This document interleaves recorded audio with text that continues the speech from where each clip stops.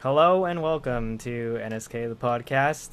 This is the grand episode number 200, but it is the crappiest episode 200 I've ever been on. My name is David Chang and I'm your host for tonight. I'm joined by Charlie Draco Cowden. Yo. And tonight has been filled with technical difficulties, as usual, or Indeed. more than usual. For some reason, my browser is telling me that I don't have caching enabled, so I can't use Google Effects.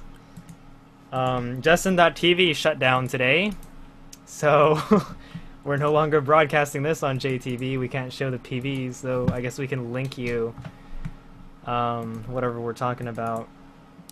Somewhere, yeah.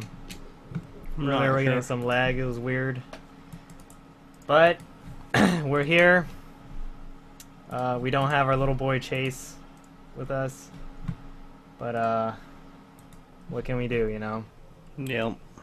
Hey, I'm watching us on YouTube right now and it looks like everything's okay, maybe. Yeah, looks good here.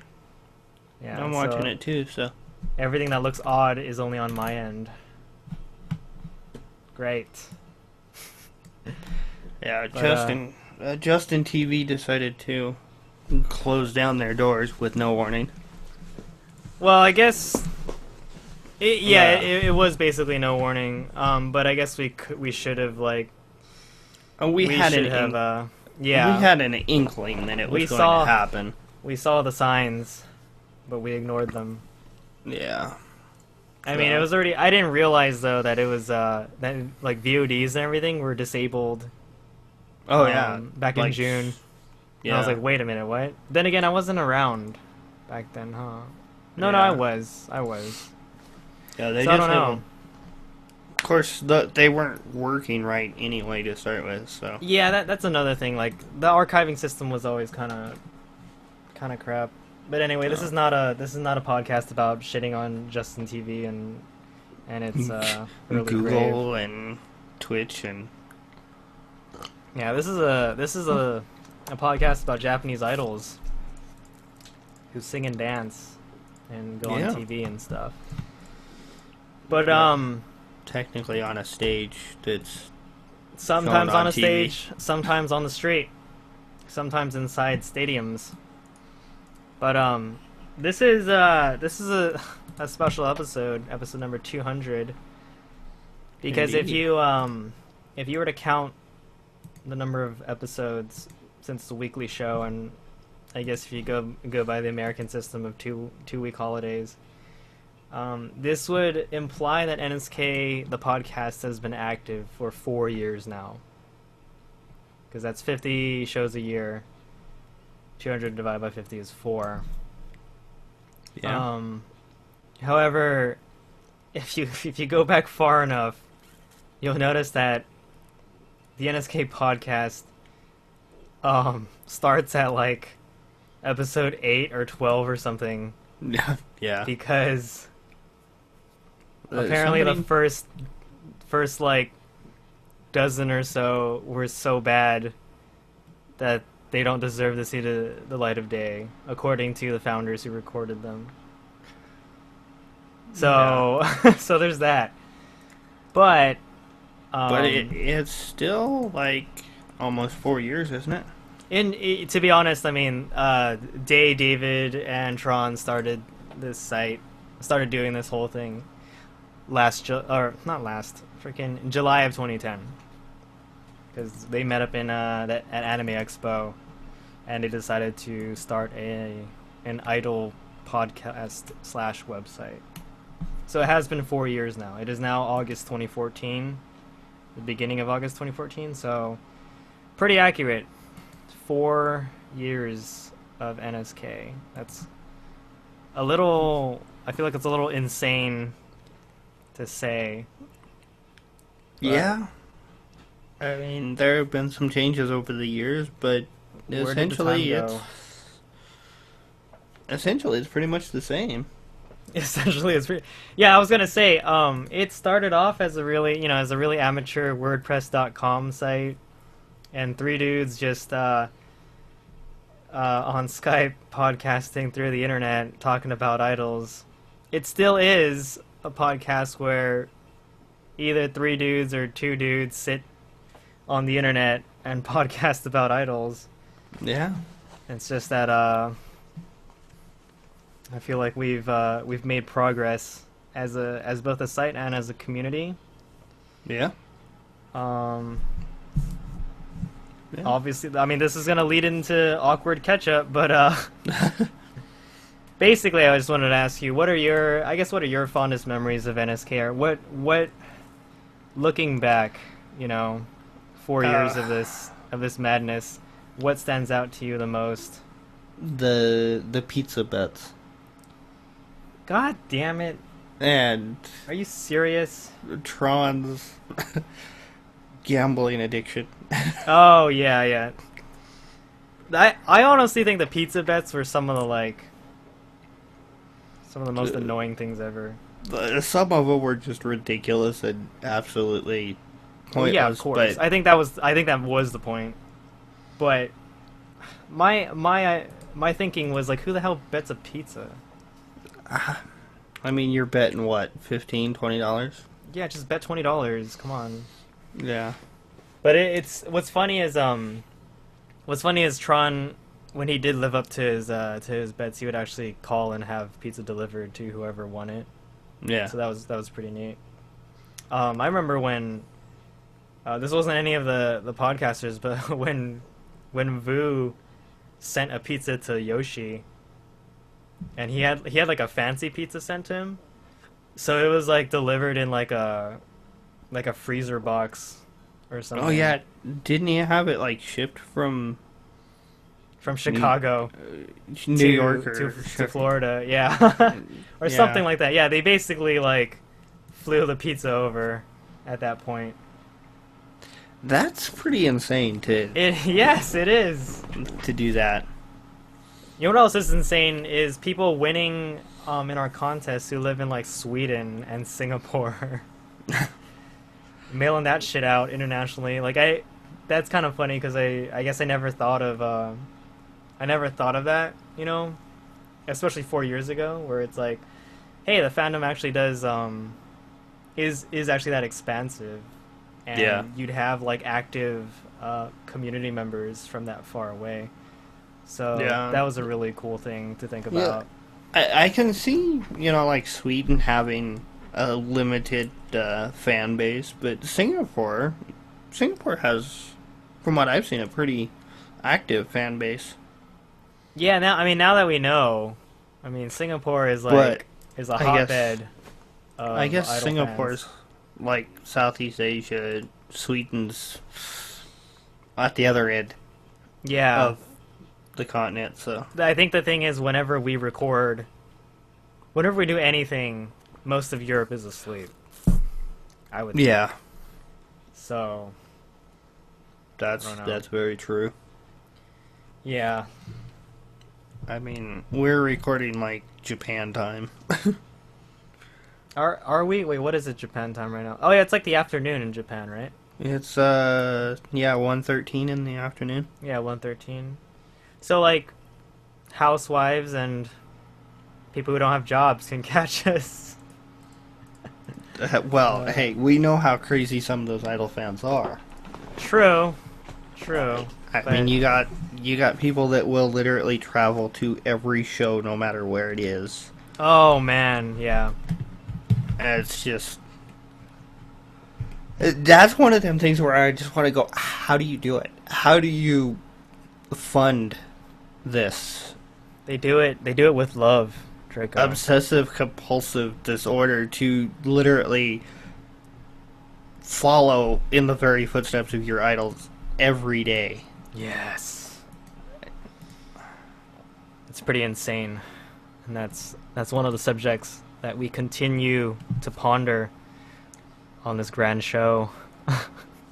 Yeah, because even though, some of us, not me personally, but some of us have actually met these people, it's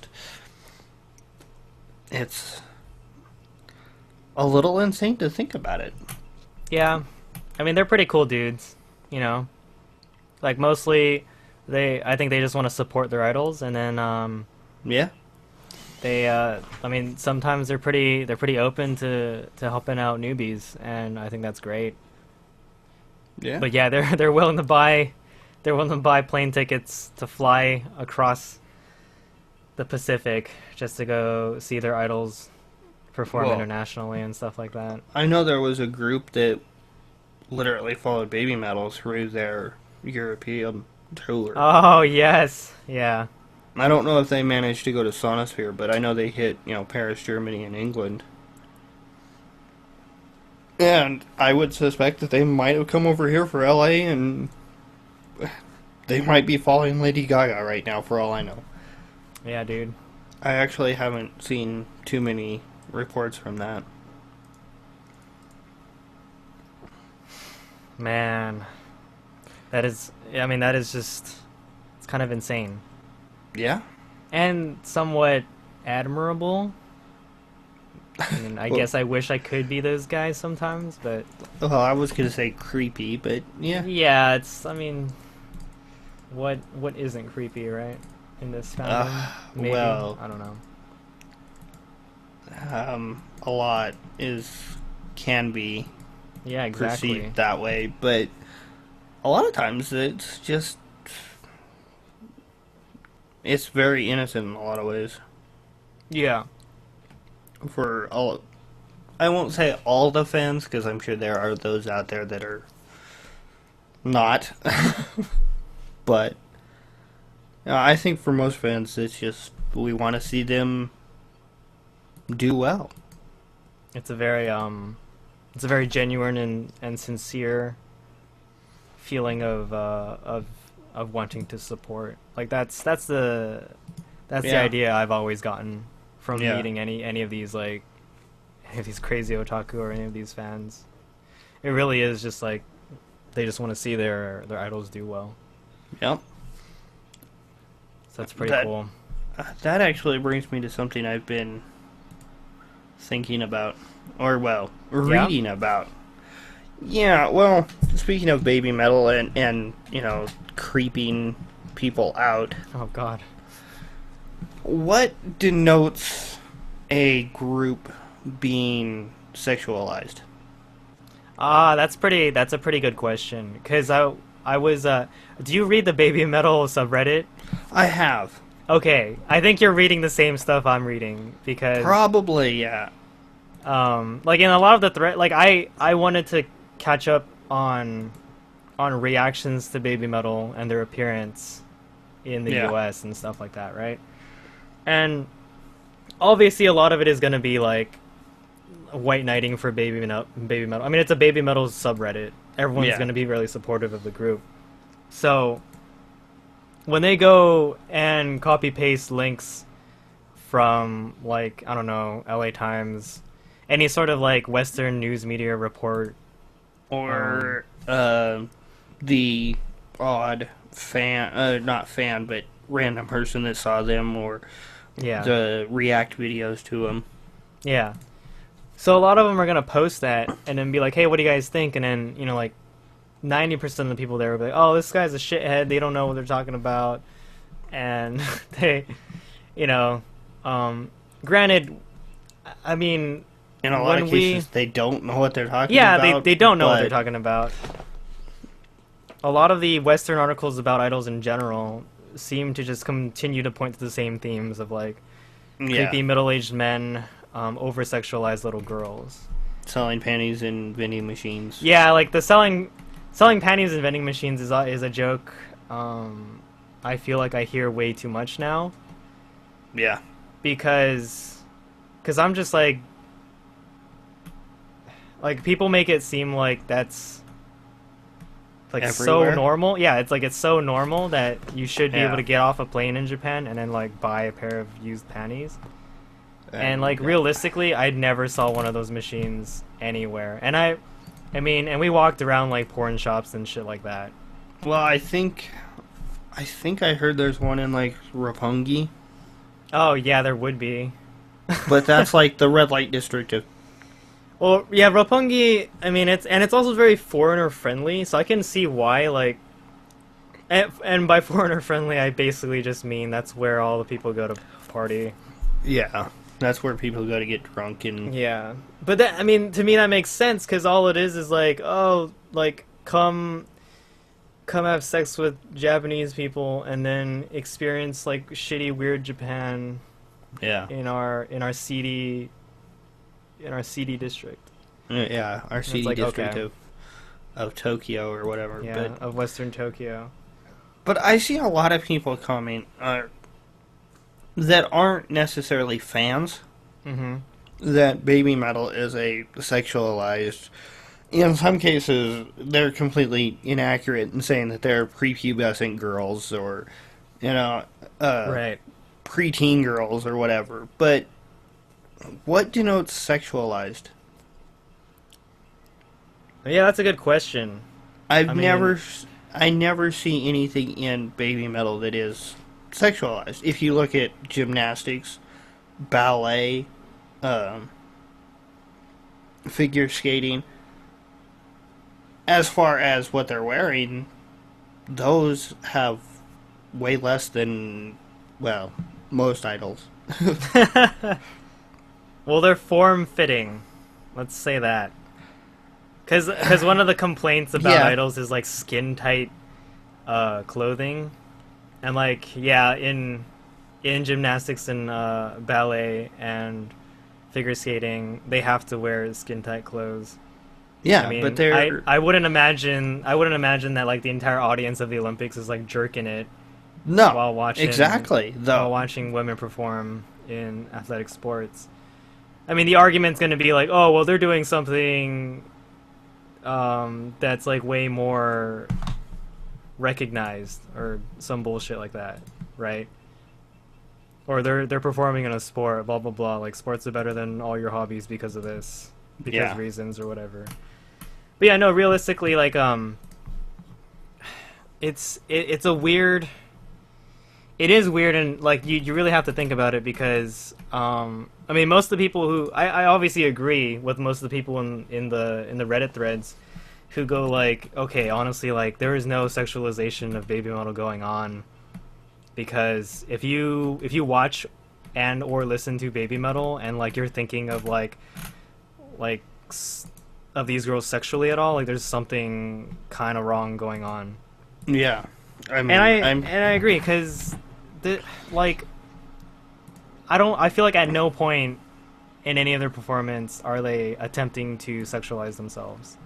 no, and I mean their outfits aren't. As far as I can see, they're not being sexualized in their outfits. Yeah, they're not overtly So- like objectified or anything either. No. So what exactly is it about it that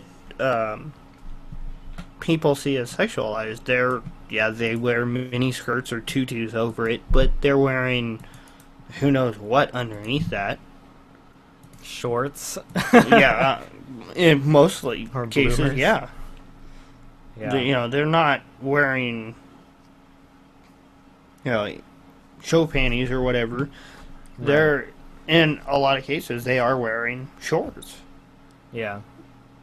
They're wearing knee-high socks. Actually, they're wearing stockings, Mhm. but made to look like knee-high socks. So Yeah. there's nothing there. There's no, there's this much skin showing. Hey, that's arguably Draco. That's the hottest thing. The lack of skin. Well, yeah, in some cases, sure. so that absolute territory, right? But I was in the subreddit on baby metal, and the topic of groups that are similar to baby metal. Mm-hmm.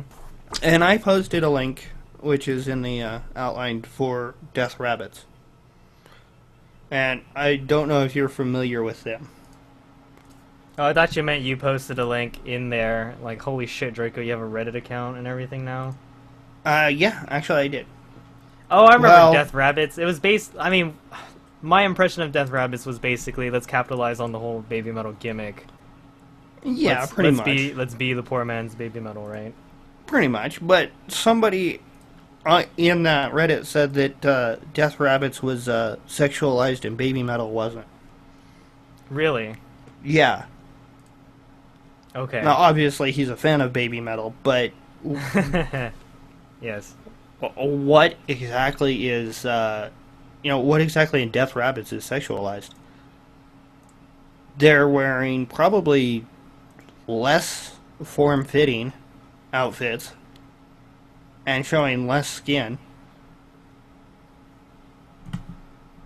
Yeah, So I'm taking a what look is at the video right now, and I mean, was there at any point in the video do you feel like, yeah, actually, what?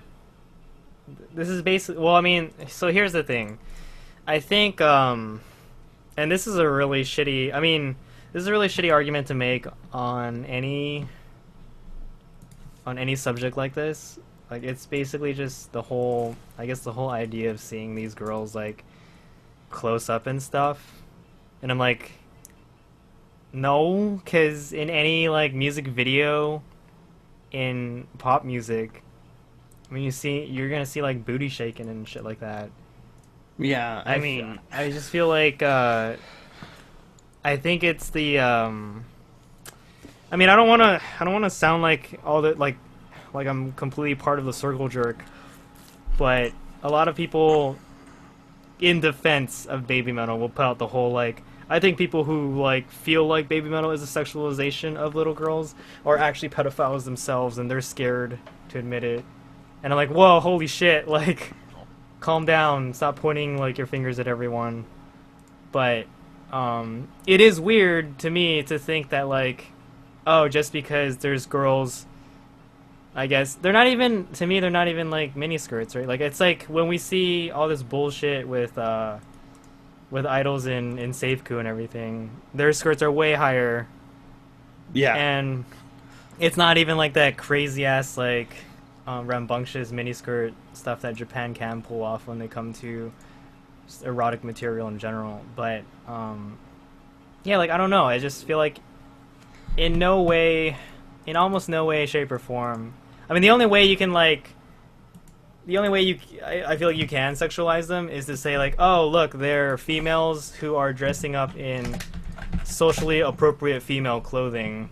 Therefore, as a straight male, I am attracted to them, and that is sexualization. But then that's the stupidest argument I've ever seen. Well, You know? I heard one argument that was because they are dressed as schoolgirls, it's a sexualization. So because they are Holy dressed shit! for their age as schoolgirls, it's a sexualization. Wait, baby metal or idols? Baby metal. Wait, but they're not dressed as schoolgirls. But well, Well, Sakura Gakuen is, but yeah, but that's their actual uniform. that doesn't make sense either because they're age appropriate for school uniforms. Yeah. I mean, that is actually Sakura Gakuen's school uniform. That's, what they wear every day when they go. Yeah. So, what's the issue there? Yeah, Um. and if we want to get into sexualization, let's go look at Bingo, Bingo, Bingo, Baby, Baby, Baby. Wow. Woof. Boom. Yeah. Or any of the gratuitous amounts of bikini PVs out there. Yes. I will admit the 48 group is actually really good at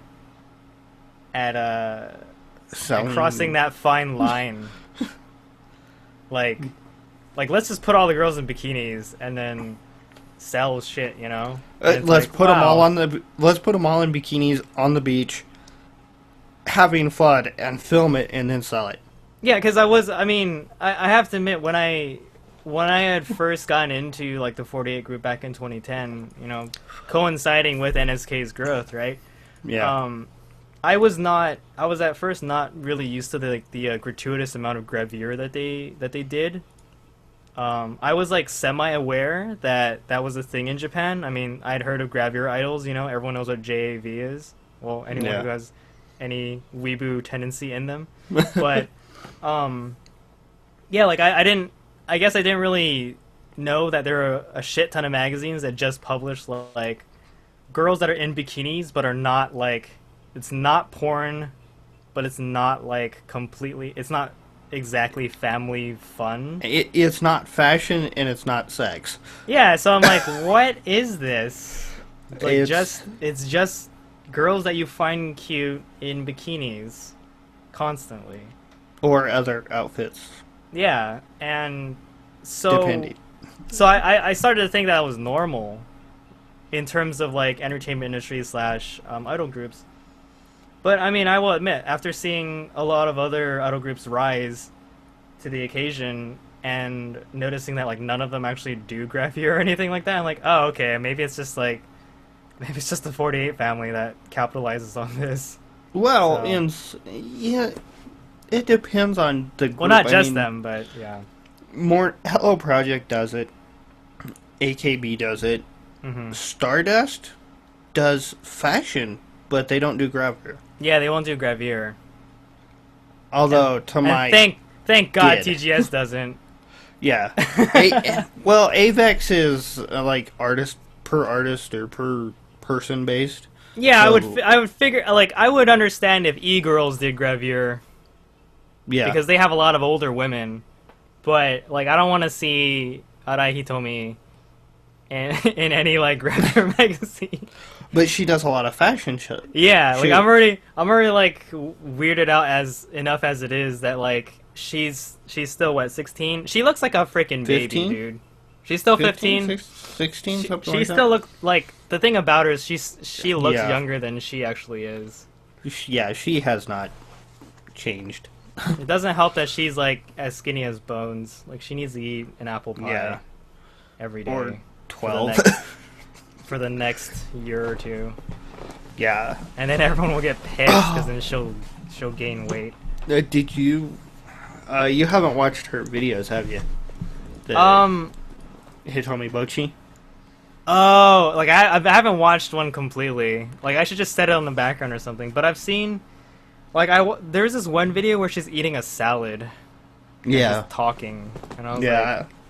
There's one video where she's like, eating. what am I doing? I want to say,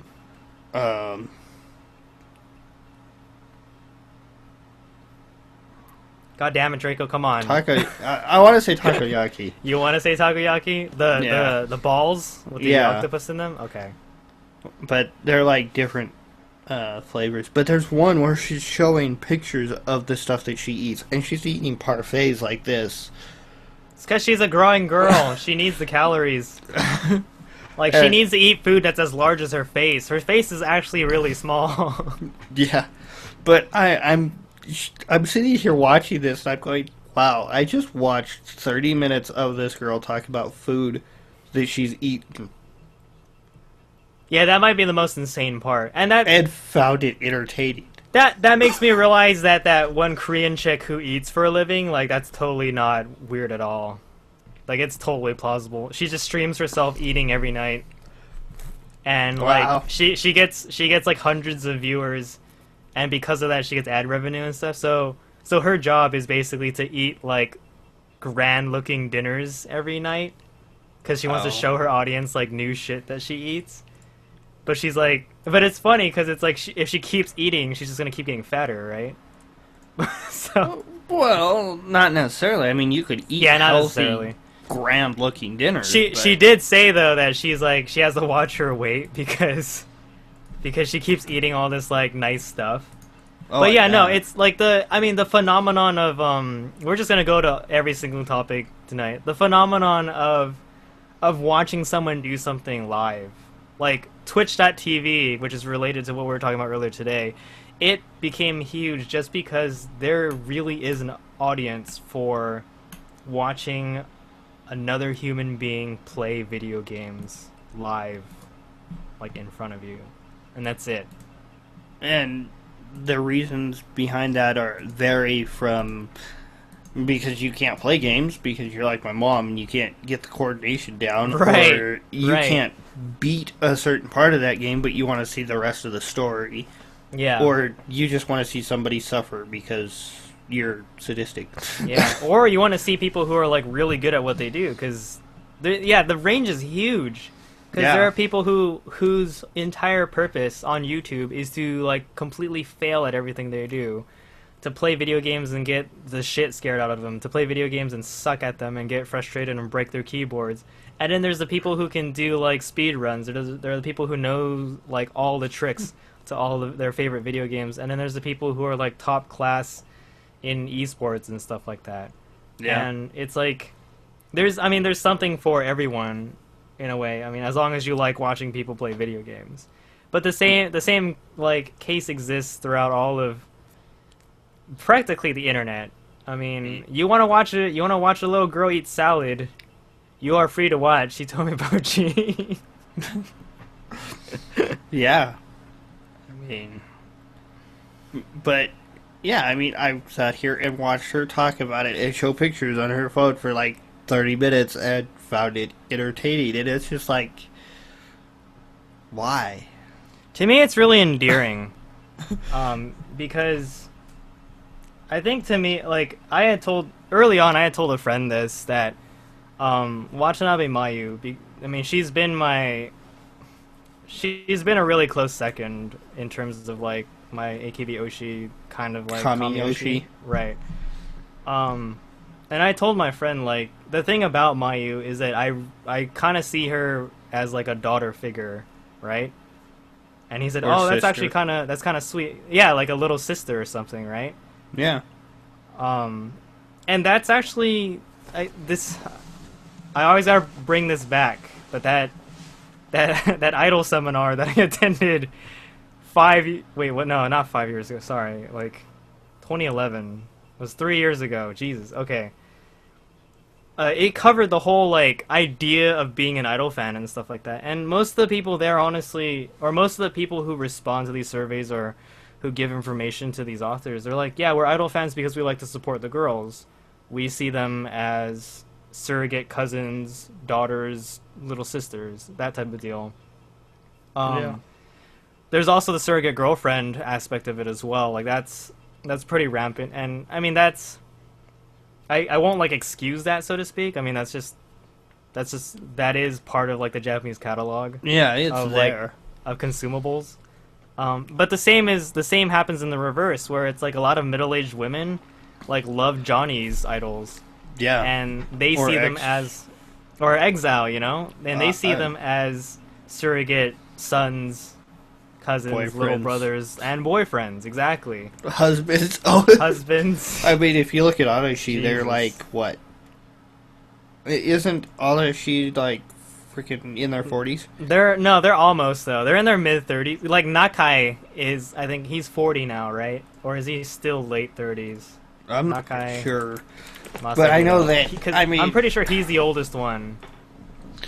I mean, Nakai, That bro is 41. Yeah, like, that guy can be any middle-aged woman's husband at this point. yeah, and You know? he freely admits that he can't sing for shit. Yeah, and they still treat this guy like he's some sort of...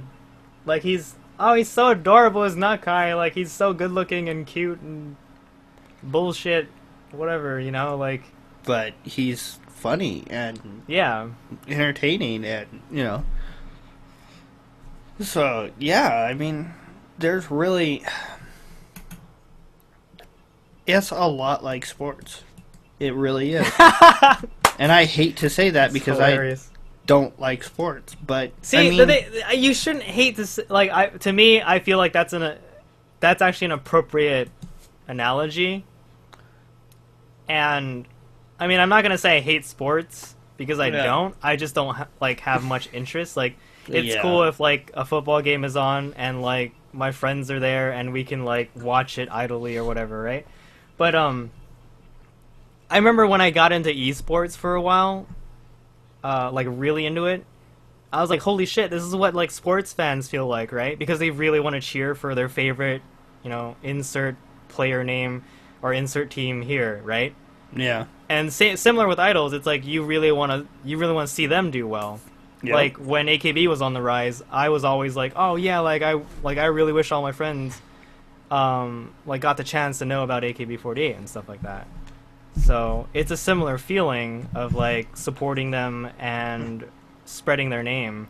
And the way that they're managed and the way that, especially AKB, does things is I think takes a lot from sports. Yeah. With the auditions and the drafts and the junkin, The agencies. The separate agencies, actually. That was what... I think that's what surprised me the most, is because of, like, the...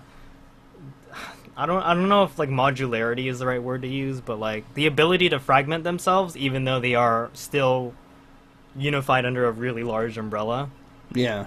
It's their ability, like, to hold an Ogi production concert, you know? Yeah. Is, like, what? Like, only Ogi girls are here? But it's like we have so many of them, and so many of them are stars enough, like, yes, we can totally do this. Yeah. So... Yeah. And, you know, it's... Yeah.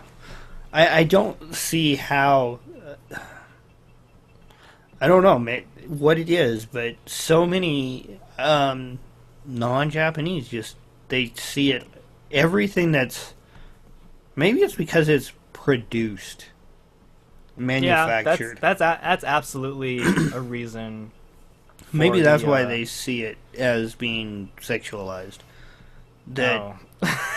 Well, maybe that's like the only thing. It's such a harsh extension, though. I think it's very prevalent in America, where like sex culture is just kind of it's kind of rigid. It's a very specific way here. Like either you have to be. It's kind of sad because, I mean, like United States is one of the places where like women are closest to equality in terms of in terms of gender equalities across the world, right? But in our pop culture, it's still very much the case where you're either like, I don't know, complete slut, like, or slutty image like Kesha, or like Britney revamped or something, right? Yeah. Or like because everyone like everyone gave Miley Cyrus shit for trying to grow up, so to speak, because a lot of these girls don't want to stay girls, you know. Yeah. And I don't know if that contributes to like the strange view that we'll have and we'll project on other people's cultures as well. But in the case of Westerns, they go so far. I mean, Miley went from this cute country kid to performing in a G-string, basically. Shock and awe, man. That's how we do it. And I mean, it's like if you took Sakura Gakuen and turned him into Biss. Oh God. Could you imagine that, from going from Sakura Gakuen at keeping the same girls to having them be a group like Biss? Well, I see what you mean. But wait, what? Okay. Where I'm actually kind of lost. Well, take Sakura Gakuen, the same girls, and turn them into a Biss group where they're performing in bikinis and crowd surfing in those bikinis. Mm-hmm. And I mean, that's kind of how our Western idols are, or our pop. Whatever. Honestly, there are like, I know everyone keeps saying like there's no equivalent to idols ever, and there's a good point in it, in the sense that there's a lot of unique Japanese things that are hard to translate into other cultures. But if we're to be honest, like, our pop stars are pretty damn close to what Japanese idols are. It's just two really different systems, but like the level of like reach and worship and fandom and all that stuff is pretty similar. Yeah. Boy bands. Yeah, let's just look at boy bands. But I mean, it's a similar thing. That's just like Miley going from, you know, the sweet country girl to performing in a G-string. Right. Like, Justin Timberlake just needed to sing songs about more sex to be to be a solo artist. Yeah. And again, that's just, I feel like, again, that's kind of a problem with like gender inequality. That's gonna happen, or like social not injustice. I don't know. Like, let's just go with gender inequality. Let's just stick with that. And I actually really hate that. I mean, you go from, she's you know, a normal girl to, oh, she's a blank, insert derogatory comment here. Yeah, you don't even want to say it. You could, well, there's like 4 or 5 different words you could insert there and it would be valid. Yeah, when they change their image, you know, that Lady Gaga, Kesha, Britney Spears, and in a lot of cases, well, they are, you know, or they got hooked on drugs or something else. Lindsay Lohan. At least our idols are, as far as we know, clean. As far as, Yeah.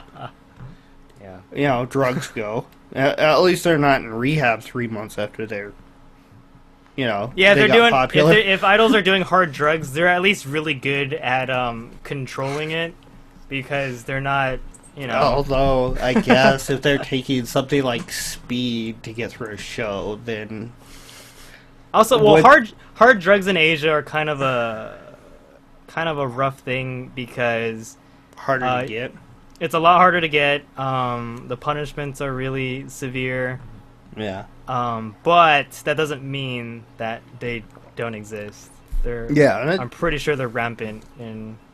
I'm sure that they're available if you really want them. Yeah. You know. Here, I think it is probably quite a bit easier to obtain them, though. But I can't say that for sure. You know, and it's just, you know, boy bands. We don't look at One Direction or Backstreet Boys or NSYNC and go, you know, well, yeah, we do. We say they're selling sex because they are.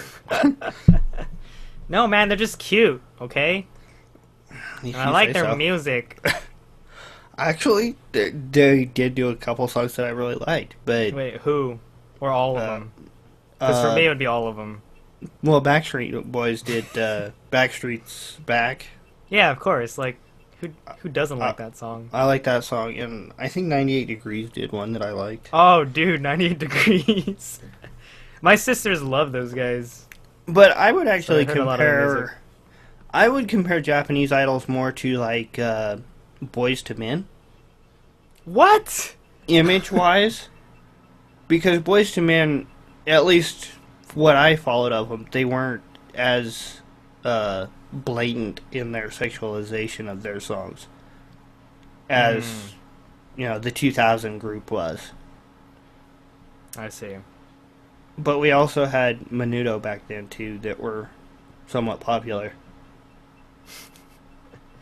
Yeah, it's just, I mean, again, I've got the, at this point, I'm, like, so in titles that it's really hard for me to, I guess, see things from an outsider's point of view, right? It's Yeah.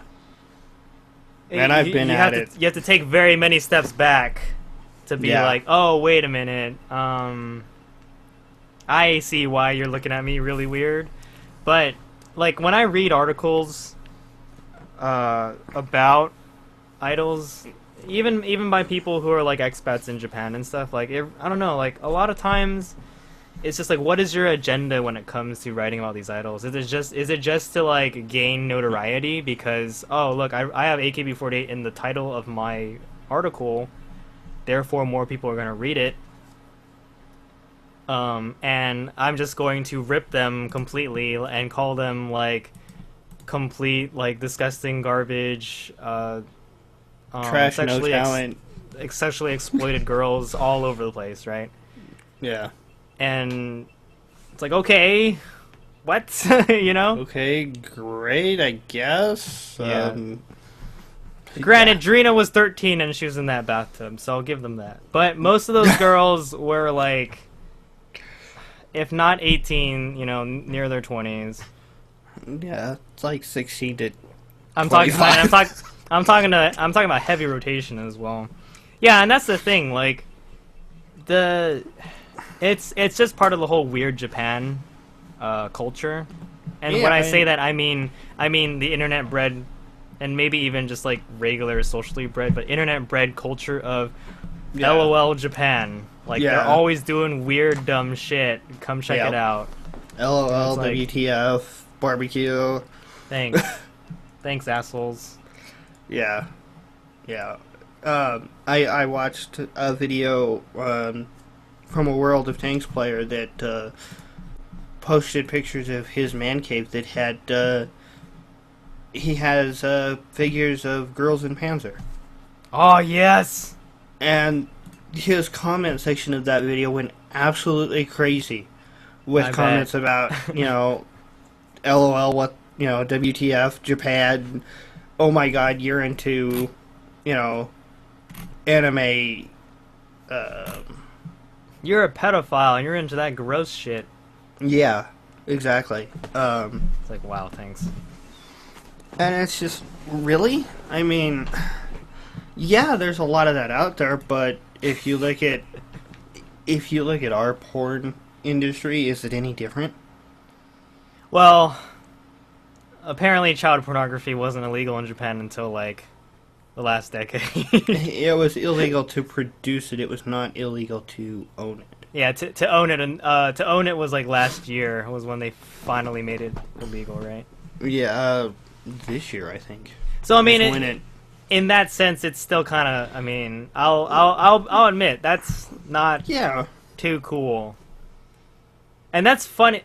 God damn, that's hilarious, because I just realized that, like, right here is it's like anime body pillow while we're talking about this shit. But yeah, like, okay, so this is really good discussion, and I really like the fact that we are talking about this. But let's I want to, like, wind it all the way back. Okay. To baby metal. And I just want to say, like, to be quite honest, like, when I saw them, all I thought was, like, damn, like, this music is really cool because it's freaking hard, and, like, these girls are really cute at what they do. Like, Mo and Yui doing their thing, like especially Onedare Daisaksen, because it's a song about begging their dad, guilt tripping him, for money. And it's like, that shit's hilarious because, yes, like, if you were a father and you had a daughter and she was able to beg for money in a really cute way, it's probably, that's exactly like the feeling you would get. That song is all about being wrapped around, have a daddy wrapped around your finger. Yeah, exactly. And those themes are not missing from, like, Western or American culture at all, No. Well, I would say it's probably more of a pimp daddy than, no, see, exactly. But... No, that's not it. Like, that's not what it's supposed to represent at all. No, in Western culture, I would say it's more reference to that than, But yeah, in country music, it's certainly there. Yeah. Oh, yeah, with the whole... Actually, yeah, in country music, there's a lot of, like, semi-wholesome themes of family. Yeah, and, that kind of thing is there, oh, daddy bought me the car because I begged him for it or whatever. Yeah. So, yeah, it is definitely there.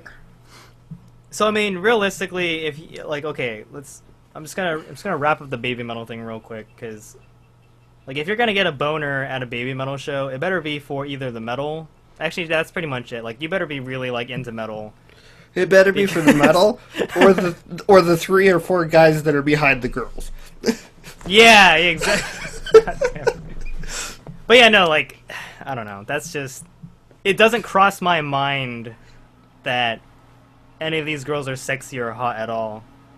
Yeah, and it's that's more just, hey, this is really cool. It's a cool concept. They perform really well, and it's either they're super cute or they're really admirable, and that's how I feel about baby metal performances, especially.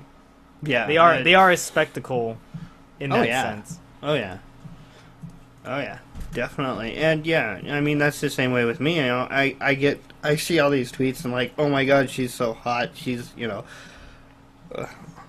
Miyawaki Sakura does not belong in a bikini. Just letting you guys know that. She looks freaking weird. Would bang, or she's so hot, or, and I look at these girls and it's like, yeah, no, I guess she's good looking, but I have no physical attraction to her in that way. Yeah. Yes, she's appealing to the eyes to look at, unlike, some people, but I don't have any dirty thoughts about them. It's just, yeah, they're not bad looking. And Yeah, I don't know what it is. I guess just I don't know. Some people can't see it that way, and I guess we'll just have to agree to disagree. But I just remember this really ridiculous moment when I forgot what it was. I think I was talking to him about idols and kind of the concept of it. And I was like, the point isn't that like I want to have sex with every like 48 member that I like. It's the fact that I want to support them, that I like, that I do truly idolize them, right? That it's like, hey, like I really like seeing you work hard. Hey, I really like seeing you sing on stage, and it's fun to see you grow up into the person you are now. And then his response was like I'm sorry, Dave, I just can't see women in a non-sexual way. And I was like, then maybe what? you should see a doctor. Yeah, like how do You how do you live life? Because Half the population on Earth, or nearly more than half the population on Earth, is women. If you're just gonna sexualize the female gender the entire time, like, holy shit. maybe you should see a doctor, because that just doesn't seem normal. Yeah, don't be sexualizing children in front of me. I'm gonna call the cops on you. Holy shit. I think I would have asked him, if you look at a 400-pound woman, do you see her? Do you sexualize her too? Hey, that's mean, Draco. Some people do. Okay, just I know they do, because there's, married couples out there that are that way. But, yeah, and then we'll get into this like weird ass conversation of like, oh no, I didn't mean it that way, blah blah blah. And it's like, explain yourself out of the mousetrap, right? Yeah. So, make your way through the maze then, because what you just said, well, yeah, it's just. It is ridiculous. I mean, I don't know. I guess we could do a whole show. I feel like we can do a whole show on stuff like this, and now is not like the most appropriate time to go into this. If we are gonna go through the impressions that we're gonna go through, I'm not saying we should go into impressions yet, because this is still episode 200, and we need to reminisce like old men, like the old men we are. So I mean, this is a good topic though. I'm glad that you did bring it up, because it was something I was thinking about recently, especially with the whole baby metal thing and with baby metal becoming and their whole more, tour. Especially with them becoming more popular and having more people on the internet with opinions about them. Yeah. I guess we kind of got into the circular logic of what is a sexualized act. It's gonna get a little crazy. We didn't answer that. To me, a sexualized act is basically if the act has to, if their sole purpose is to, like, SDN. Yeah, you know what? SDN is a pretty good example, because their whole concept was adult women, and it's 18 plus, it's a late night show, blah blah blah, that whole deal, right? If their entire like gimmick or a concept needs to be to eroticize the women, Ebisu Muscats, right? Yeah. Yeah, if that's the whole concept, then that's sexualization of the group. But I don't see any sexualization in baby metal's marketing either. Yeah, no, absolutely not with baby metal. Like, I think it's kind of crazy how many people try to throw like the pedophile insult when it comes to baby metal, because that's just like, screw you, dude. These just happen to be cute girls who are wearing appropriate clothing. They're wearing costumes. Yeah, they're wearing costumes that are appropriate for heavy metal in the sense of the kawaii. Yeah. Even in the sense of heavy metal, not kawaii. The robes that they wear with the kitsune mask, those are pretty sweet. Yeah. Could you see Metallica coming out on stage in freaking chainmail armor? Or Megadeth? That'd be cool. I could see that happening. So, yes, they wouldn't be stylized with the skirt and the fluff and everything, but they're girls, and girls like cute things. Hey, that's a generalization, and I'm offended by that. That's a lyric in Onodare Dissects in. Yeah. Yeah. So, there. Yeah. What else you got? Because I know that's a good subject to talk about, but I know you said you had some things you wanted to discuss. Well, that was the big one. That one, was the big one, yeah. And Death Rabbits. And I added another link in there that I think you watched, but from their live, from a live. But you know, what's the difference between Baby Metal and Death Rabbits that would make somebody that's a fan of Baby Metal say that the Death Rabbits is sexualized? Man, Is it just the close-ups in the PVs or what? I mean, because the outfits aren't. Yeah, I don't know. That's kind of freaking weird. Like, as like what is it? I want to say, okay, if you're a Baby Metal fan and you're really hardcore about supporting them and stuff, like, yeah, you're gonna see all imitations of them, or like anyone who tries to compare themselves to them, like, as inferior, right? Well, yeah. If you're gonna be like really hardcore about Baby Metal and be like Baby Metal only, but if you're like, I feel like it's easier for the average person to just be like, oh no, like they're pretty much around the same, like a similar concept and everything. Like, they just do things like different subtly. Yeah. I personally don't see it. I don't know if you see it. If you see anything that would differentiate the two or make Death Rabbits more sexualized. Yeah, I don't. And I've watched all their stuff that I could find, and I don't see it. Yeah, so I mean, I think that's a shit argument anyway. Like, a lot of again, I support a lot of what the people say in the Baby Metal subreddit, but at the same time, I'm not like some of the shit they say is also really dumb. Like, yo, you gotta calm down. You're either way too drunk on the Baby Metal, or you're talking extremes here, and that it doesn't apply this way.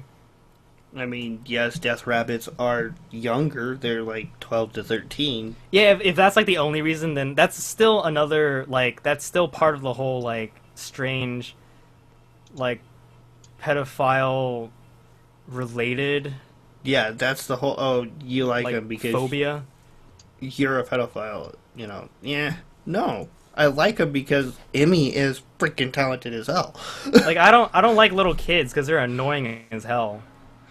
And yeah, but I don't have to deal with them on a daily basis. Yeah, and I think the thought of like sexualizing little kids is gross. Because the older I get, the weirder and like more disgusting it seems to me. But yeah, if that's like the only reason why, then I don't know. I feel like that's a problem that, like, you know, you as a person would have.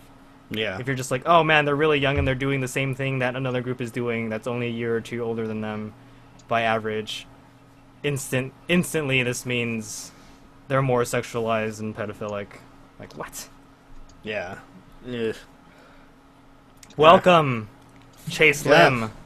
Hello. To the NSK Podcast, episode 200.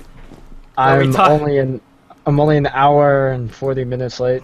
It's okay, we've got another hour and 40 minutes. Yeah. Of Yeah. a fun time. What's going on, Chase? You originally weren't going to show up, but you made it. I made it because, so, tonight's supposed to be like me and Dad night or something, so we went and saw Lucy. Oh, did he get pissed at you? Did he call Dad night off early? No, the movie was only an hour 30, which was really surprising. So wow. Yeah, right? Like, most movies these days are like 2 hours, 30 minutes, but Lucy Actually, I thought that movies nowadays were like an hour 30, and that the long format movie was kind of lost. Unless it was like an epic. Yeah. And I guess I would have expected Lucy to be more of a, like, we need more time to tell a better story. But what is Lucy? It's about the perfect woman?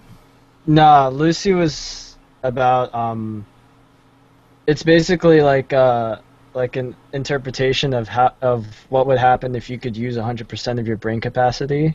Oh, okay. And it's That like- that dumb shit. Yeah, Oh! it's like when you can use 30%, you can sense things around you. You can like move things like telekinesis. See, as you someone can- who studied psychology, like this movie already sounds stupid because of the premise. Yeah, I feel like they were I'm sure trying to pull- enough neckbeards and nerds have like already told you that, but I'm just saying like I God haven't damn heard it. anything about it. like damn this Yeah, I haven't premise, heard- but I haven't Yeah, heard no. anything about it actually, but like I feel like they're trying really hard to be like the next like I guess like Inception. yeah, that I Or mean something. I was actually gonna name that movie randomly, but it makes sense because it is part of the whole like, you know, what if your mind could do more than it does now? And Yeah, basically exactly. how would your like superpowers like affect your life?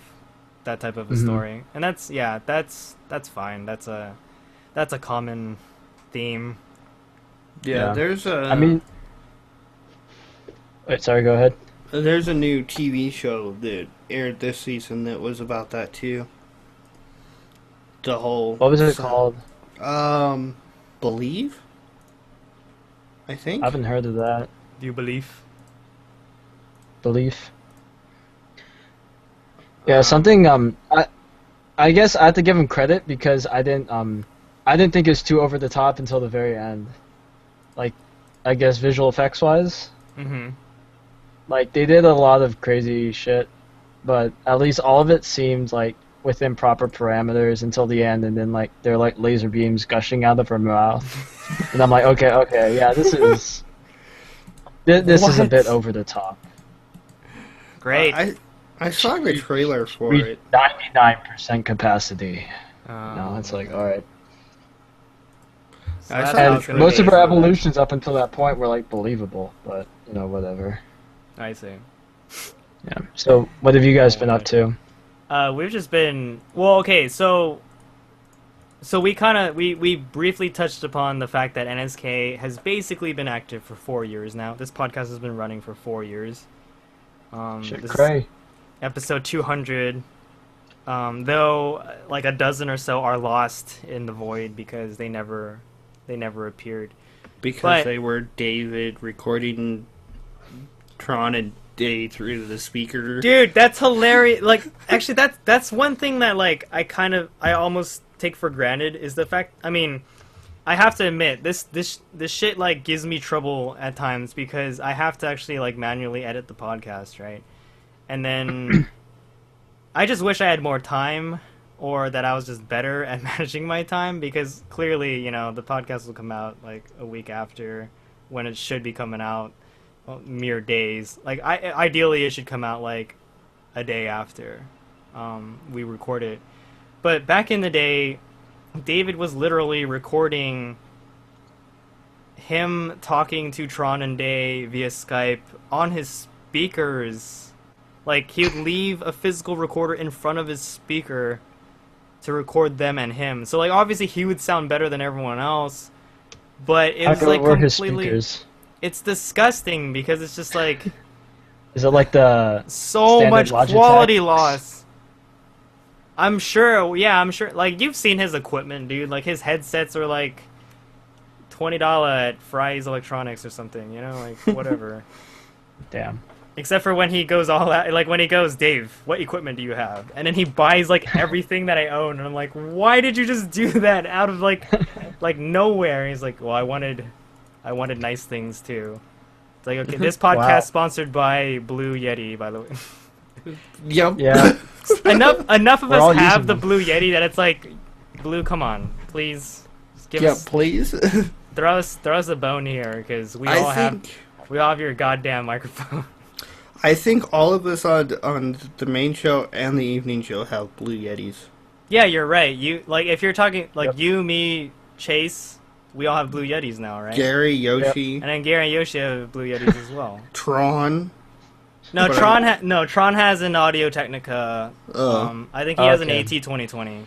But Alright, he's David a had step a above. Blue Yeti as well. So Yeah, David's got one. Day was using his headset still. Dave was using a headset, and then after he left, he picked up an XLR microphone. God. Like a nice one too. Like oh wait, did he pick up the Rode Podcaster? Oh, No, wow. no, Red no. would be nice. He picked up a really nice one though, and I was like, God damn it, Dave! Like you wouldn't spend this money back when we were doing a show together? No, I'm just kidding. But yeah, like holy shit. And Zoom. Yeah, Zoom provides us with our with our physical recording needs. I mean, that was probably We're just listing off our sponsors. Yeah. that was probably the one thing that David did splurge on, because he's got the high end Zoom. He's got a bunch of he's got like the crappy old one, but he's also got like the small portable one. And does he have the H4 as well? Like, yeah, it sounds I think insane so. to me. Because I know Day has the H4. I thought David only recorded off the H1. Oh, maybe it is. Maybe it's Day that's got the H4. Yeah, but like Day got his kind of hooked up because Tron worked at Best Buy at the time, so he got like the employee discount and everything. Yeah. Jesus. But I'd like to give a shout out to Coca-Cola for keeping me awake during podcasts, because Ooh. I am just hawked up on Coke right now. I got to give a shout out to Folgers. To Folgers. God damn it. Yes. Yes. Shout out to Logitech for my webcam. Yeah. My I'd like headphones. I'd like to give a shout out to Nintendo for my 3DS. That's not even part of... That's not damn even it. part of the show. It saved me, like, well, it's actually wasted, but like it saved me from boredom over this summer. Over the summer. Right on. Yeah. When are you going back to school again? 20th. 20th? Something Yeah, like that. About 2 weeks, huh? Yeah. Damn, dude. It's really funny because it's like, man, like my first thought is like, man, I can't wait to get back to school so I can just use that excellent network connection that I don't have at home. Right. It's like, man, I miss 600 megabit download. God, you kids in here. Yes. Because Chase, you've never experienced dial-up, have you? What? Yeah. Well, that was back when I was like, I guess 4? in like elementary school. Yeah. Holy shit, dude. So, I mean, I remember using it, but I don't really have like a comparison point for it. Okay. Wow. Because I had dial-up up till my senior year of high school. Oh wow. You freaking kids. I remember. Draco's like. I remember Jake was like, I had downloading. this last year. I remember downloading Morning Musume PVs on 28.8 baud dial-up. Yikes. Yeah. Okay. Broadband has been the savior of neckbeards and mankind. When it was, when we were using real media files that were like 240 by 140 Oh my god, real media. and like 13 megabytes. Freaking 60 episodes of Rurouni Kenshin on one CD, man. There we go. And you're watching this video all squint-eyed trying to see it going. Back then, your monitor, if your monitor was 800 by 600, it was fine. Yeah. Now we have like 4 times the resolution. It's like, screw that shit. Watching old videos on your current like computer monitor is like, what the hell is this? Oh god, yeah. I actually remember getting a new monitor and it would go up to 1024 by 768. Oh yeah. And I'd put it back down to 800 by 600 because it was bigger. It actually looked bigger. Oh my god. Yeah, and see, back then CRTs, they accurately reproduced every single resolution range. Whereas now on LCDs, if you don't use native resolution, everything looks like shit. Yeah. Like it's all blurry. So Yeah. like back then you could change your resolution freely if you wanted to. Yeah. It's just that you were shooting rays at your eyes like that were way more dangerous than they are now. Hey, I watched CRTs for half my life. Well, no, more than half. Yeah, but those bitches are like hard to move around, so Oh yeah.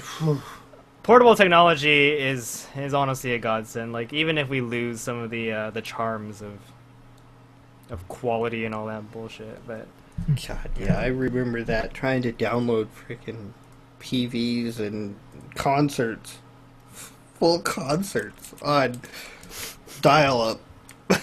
What quality did they come Amazing. in as? Like 360p. It's not bad for them. Like 120 megs. For like a 2-hour show. That's amazing. I wish we could have that in high def and shit, man. Chase, did you hear Hear that what? that freaking JTV closed down? Yeah, no, I went because I'm like, wait, I didn't get a notification that New School Kaidan went online, so I went to Justin, and it's like, oh, we closed. I'm like, this happened like this week. Holy crap! It happened today. Yeah, Like it I was happened at today. work, and my friend messaged me on Facebook. He's in Taiwan. Hilariously, he's just like, "Hey, JTV is closing down." I was like, "What?" And like I looked Yeah. at the post, and like yeah, they tweeted it 11 minutes ago when I was at work, and I was like, "Oh my god!" Like the first thought I had was, "I have a podcast to do tonight. Yeah. They can't do this to me." But yeah, like freaking. Oh, we're what the just on hell. YouTube.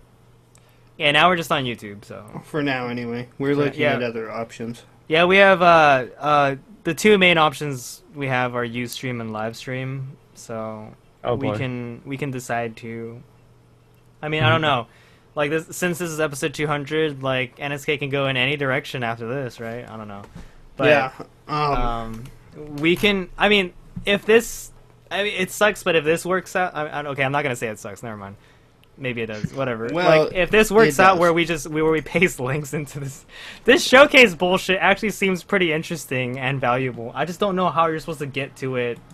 Oh wait, never mind. You click on join the conversation.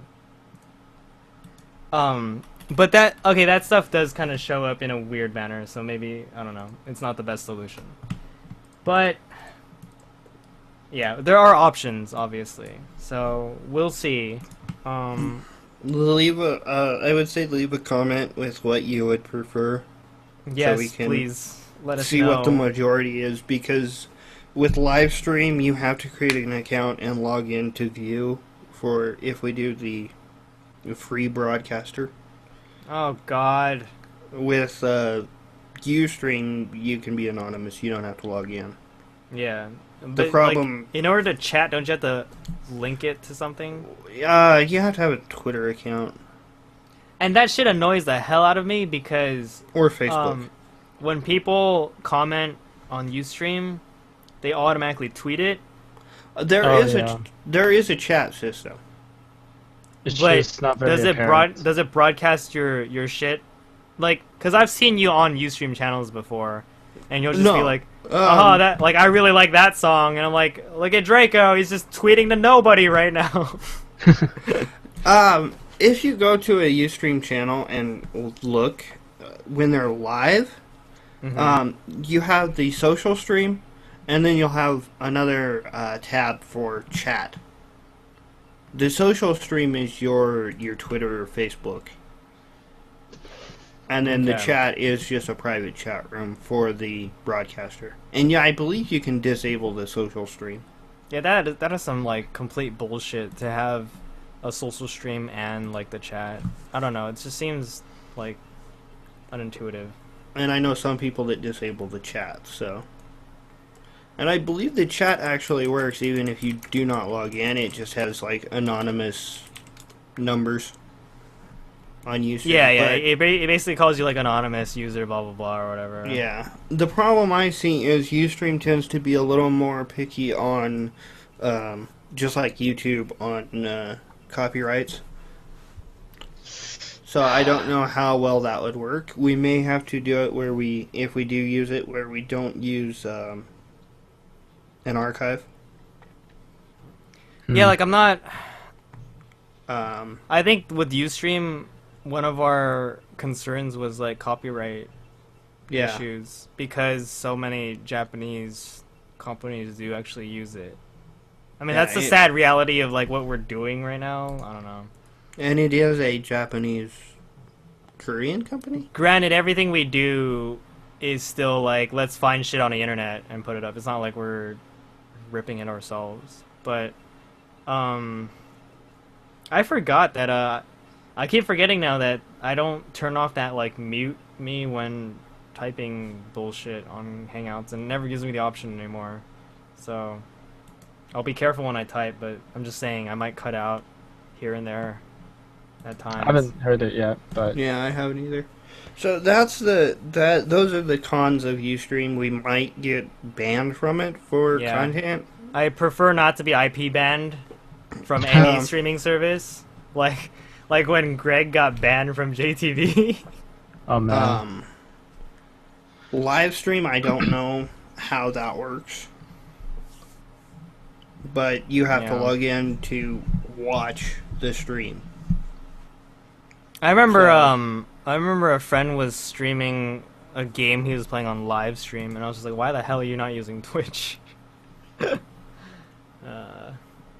was But, yeah. that was an odd situation. And I'm not sure what it costs. I didn't look up pricing for the... Yeah, I mean, we can just give it a shot, honestly. I mean, like, I hate to say it, but I think YouTube is the future in terms of, like, the dominant force in live streaming, just because it is the largest one now. It's basically going to be YouTube plus Twitch. Yeah. It's convenient, honestly, because it's Google Hangouts, integrates into YouTube, becomes an archive by itself. It's kind of got the whole like podcasting thing set up already. I like the features in it when it works, because for some reason effects can't be shown when you don't have caching enabled. I have no idea what that means. I googled that shit and it doesn't exist yet. So yeah, but yeah, leave us a comment with which one you would prefer. Yeah, let us Because, know. I know that having to log in may turn some people off.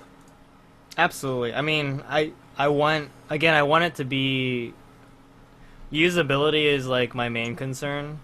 It's always like even as a web developer that has been like my main concern. Like it sucks because security and stuff and like features and all that stuff should be number one, but at the end of the day, it's kind of about what the people coming to your site want.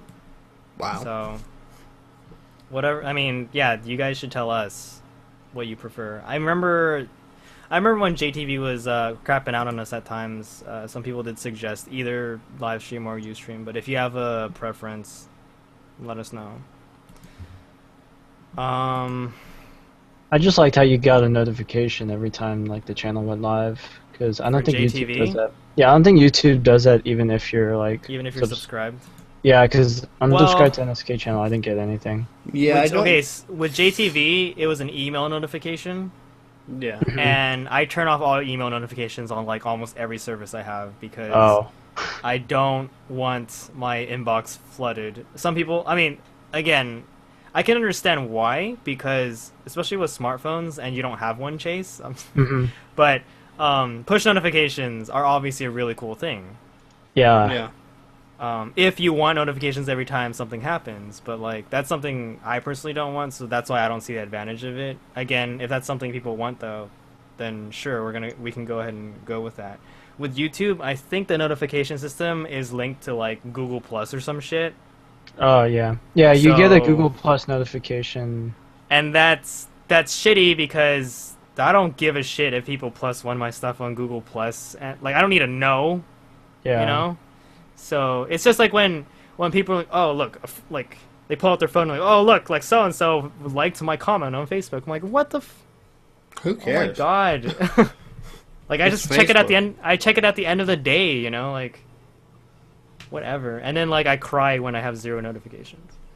But I rejoice when I have 0 notifications. you don't 'Cause that even means- do you even use Facebook, Drake? No. Like I see this is funny because Facebook is really, really popular amongst like a lot of my real life friends, a lot of people on the internet in general. It's mostly you guys, as in like my idol community friends, who are the ones that are least active on Facebook, and I'm kind of surprised. I have a Facebook account, but I don't use it. Gotcha. Well, Nice. Chase, I pretty much see what you do on Facebook. I'm pretty sure you're active on it. Yeah, I mean, as are most of your peers. I guess it's our generation's thing or something. I don't know. It's understand. I mean, that's the thing. Like, I got friends who are like, oh, I don't know why I would ever need to use Facebook ever. And it's like, okay, whatever, you know. Don't use it. Then. I don't see any reason to use it because I'm antisocial, I'm not social. I figured as much, Drake. We're all introverted, Joe. No, we're all okay. Never mind. Chase, how about you tell us? And we like blazed through this so fast. I was actually like, no. Blaze it. I was like, no, Draco, let's make this like the nostalgia night. And you're like, no, let's talk about baby metal and sexualization of idols. Yeah, But, I caught the end of that. That was... But Chase, tell You asked. NSK. No, I didn't. NSK is 4 years old now. What are some of your favorite memories, or like what like upon reflection, like what are your thoughts on the fact that this site and podcast have existed for this long now? Wow, really? Since 2010? Yeah. Yeah. Seems like it's almost been longer. Well, if you count the entire like lifespan of what it was, because before it was NSK, it was called Japancast Academy, Yeah. and before that, it was called rockliao.wordpress.com. Hey, Is remember. that site still up? Yes, it is. I going there remember right now. Japancast. Huh? I remember Japancast. Yeah, I remember when they were calling it Japancast Academy during the show. And I mean, I mean, Draco, you and I, we've seen each other for quite a while now as listeners of the show. Yeah. So I remember when you nixed the idea to call it Seishun Academy, yes. Oh, man. And they hated that so much. Oh, so Youth good. Academy. Yeah. What about when everyone gets old? You got to graduate. It doesn't matter because we're not the Seishun, it's the idols that are. That's true. Yeah, and There you we know are. DLJ, he's forever young, so it's not like it Yeah. matters. But Chase, give me some of your NSK memories. I'm trying to remember when I first started listening and like looking at stuff. I think that was junior year of high school for me, so that was, I guess, 3 years ago. Yeah, 3 years ago. Oh man. Yeah, I came on because well, actually, the only reason I really got involved in like this idol community at all, like the NSK community, was because I was introduced by Steven, Texas Bull Nettle. Oh yeah. No, Yeah, I mean he's gonna like listen to this and probably be like, yeah, that's right. But he was basically my gateway. Wait, how did you know him? Oh man, we're doing nostalgia time. All right, so I met him. Tell me your origin story, Chase. Yeah. 5-hour I was gonna podcast, type- no problem. Yeah, the thing I was gonna type up 2 years ago. Oh yeah, you piece of crap. Yeah. I'm still waiting for that style guide. I'm not. What? Oh man, I just remembered that.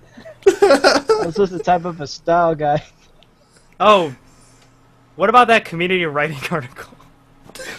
Shut up! No. All right, no, tell your story. All right. I am planning to do the TGS one though. I have a plan for that. We'll see if it goes through. But anyway, nostalgia time. This is origin time. So man, I don't even remember. It's been 3 years. So I basically started with like I started listening. The first idol group I ever listened to was like AKB, right? And because they were the biggest, I think it stemmed because I started listening to K-pop because my other friend was like, "Hey, you should listen to this. This is like pretty cool." And I'm like, man, what is this weird shit that's in this weird language? This Bob bullshit. I don't understand this language. Like I used to like hate K-pop and J-pop. I'm like, man, this is campy as fuck. Yeah, you were like the most cancerous haterade guy ever. Yeah, I was. Yeah. Yeah, man. But then I turned a new leaf. No, yeah, no, he showed me that, and I'm like, all right. So as far as I know, like the two biggest kinds of pop in Asia are like Korean pop, Japanese pop, right? So I'm like, all right, I've heard Korean. It's pretty good, right? Like I'm liking this, so let's go listen to Japanese pop. And I'm like, what the fuck? Like I'm like, this is so weird. Like it's totally different. Like actually, I wrote like. So you know, for college, you have to apply and you have to like write essays on various topics and stuff. I wrote my Common App essay on like me discovering Korean and Japanese pop music. The hell? Yeah, like it was about like the theme was acceptance or something, and that's wait, why this was for like college entrance applications? Yeah, like. Like admittance people were reading that. Actually, you know what? Now that I think about it, I have no idea what I wrote for my application now. Like, it was probably some bullshit about struggle and like club activities or some crap like that. But yeah, I wrote mine on like metal. Like it was because it was about like it was like choose your own subject, so I wrote about how I came to like metal, Korean, and Japanese pop. The hell is that noise in the back? Yeah, I know. A house alarm just went off. That's okay. fantastic. Wow. House is getting broken into, and I'm just here Call them cops. rambling on about my music. Yeah. Okay, sorry. Keep going. Yeah, no. Yeah, so that's what I wrote it about, and it was basically I would listen to Korean pop. I'm like, yeah, this sounds like American music, but with like Korean vocals, right? And then I went to listen to Japanese music. It was like I went back to the 80s. Mm-hmm. I was into like 80s bubblegum pop, and I'm like, what the fuck? Or like 90s, I guess. And I'm like, I don't get this at all. Like, this is so weird. But I guess like I warmed to it eventually. Like I just kept shoving it down my throat. Okay. Yeah. The first AKB song I ever listened to was the first J-pop song I ever listened to was Ponytail the Shoo Shoo. I'm like, alright, like, this is strange but weird. It's a pretty good first song. Yeah, that's a pretty good song there. Yeah, it's still my favorite song. I guess it is for that reason. And yeah, buddy. Yeah.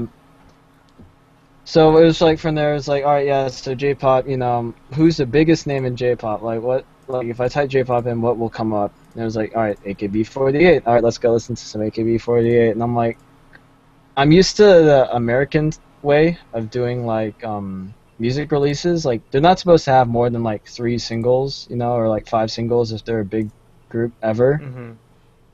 And then I get here and it's like, they're on their 24th single. Holy shit, like, right. How am I going to get caught up to all this? So, They're on their alright. 24th single, but only their second album. Yeah, exactly. Yeah. That Japanese So release cycle was a kind of a weird thing to get used to. Yeah, I had no idea that was how it worked, so I was kind of freaked out. So I just went to the I was like, alright, I'll just listen to like their last album. Maybe it'll be like a compilation or something. So Koko ni Koto had just been released, and I'm like, alright, I'll pick that up. And basically, the second AKB song I ever listened to was Shoujo Tachio, and I'm like, alright, yeah, this is really good, right? And I just listened through that whole album. Yes. And that's like the best of the best, at least in my opinion. Mm-hmm. And it's like, that was like their best era, like their best songs. And I'm like, wow, I really like this. And I'm like, alright, cool. So I started like, I did all the normal things you do, right? You go like the pages on Facebook and stuff. Whatever. And you went to the parties, you did the lines of coke. Yeah. I liked all the pages on Facebook. No, and so I was like, alright, like, where's like the English news for this stuff, right? Because I don't know how to read Moonspeak. Right. And that's how I met Steven, because I was like, alright, oh hey, there's this site called AKB48 Wrap Up that's like translating articles. And Okay. Yeah. yeah, and it was like he was looking for people to help him like do like quality control and stuff, like QC. And so I'm like, all right, sure, I'll volunteer. So like I messaged Tom. And I was like, hey, I'll help you out with this stuff for a bit. And he's like, sure. And I was his first volunteer to help start like, I guess like editing articles to like make it more grammar friendly. Because even though like his Japanese is excellent because he's a native, like his English wasn't always as smooth. So he would just like he'd like kind of screw up sometimes. So I'm like, all right, I'll come help. And then the second person who helped volunteer was Steven. I'm like, all right, okay, this is cool. Like me and Steven worked together. Like we got on Google Plus and stuff. And he was like, hey, like I'm plugged into these communities. And I'm like, oh really? Like tell me more. There's others. Like there's more people like us. There's more people on this island.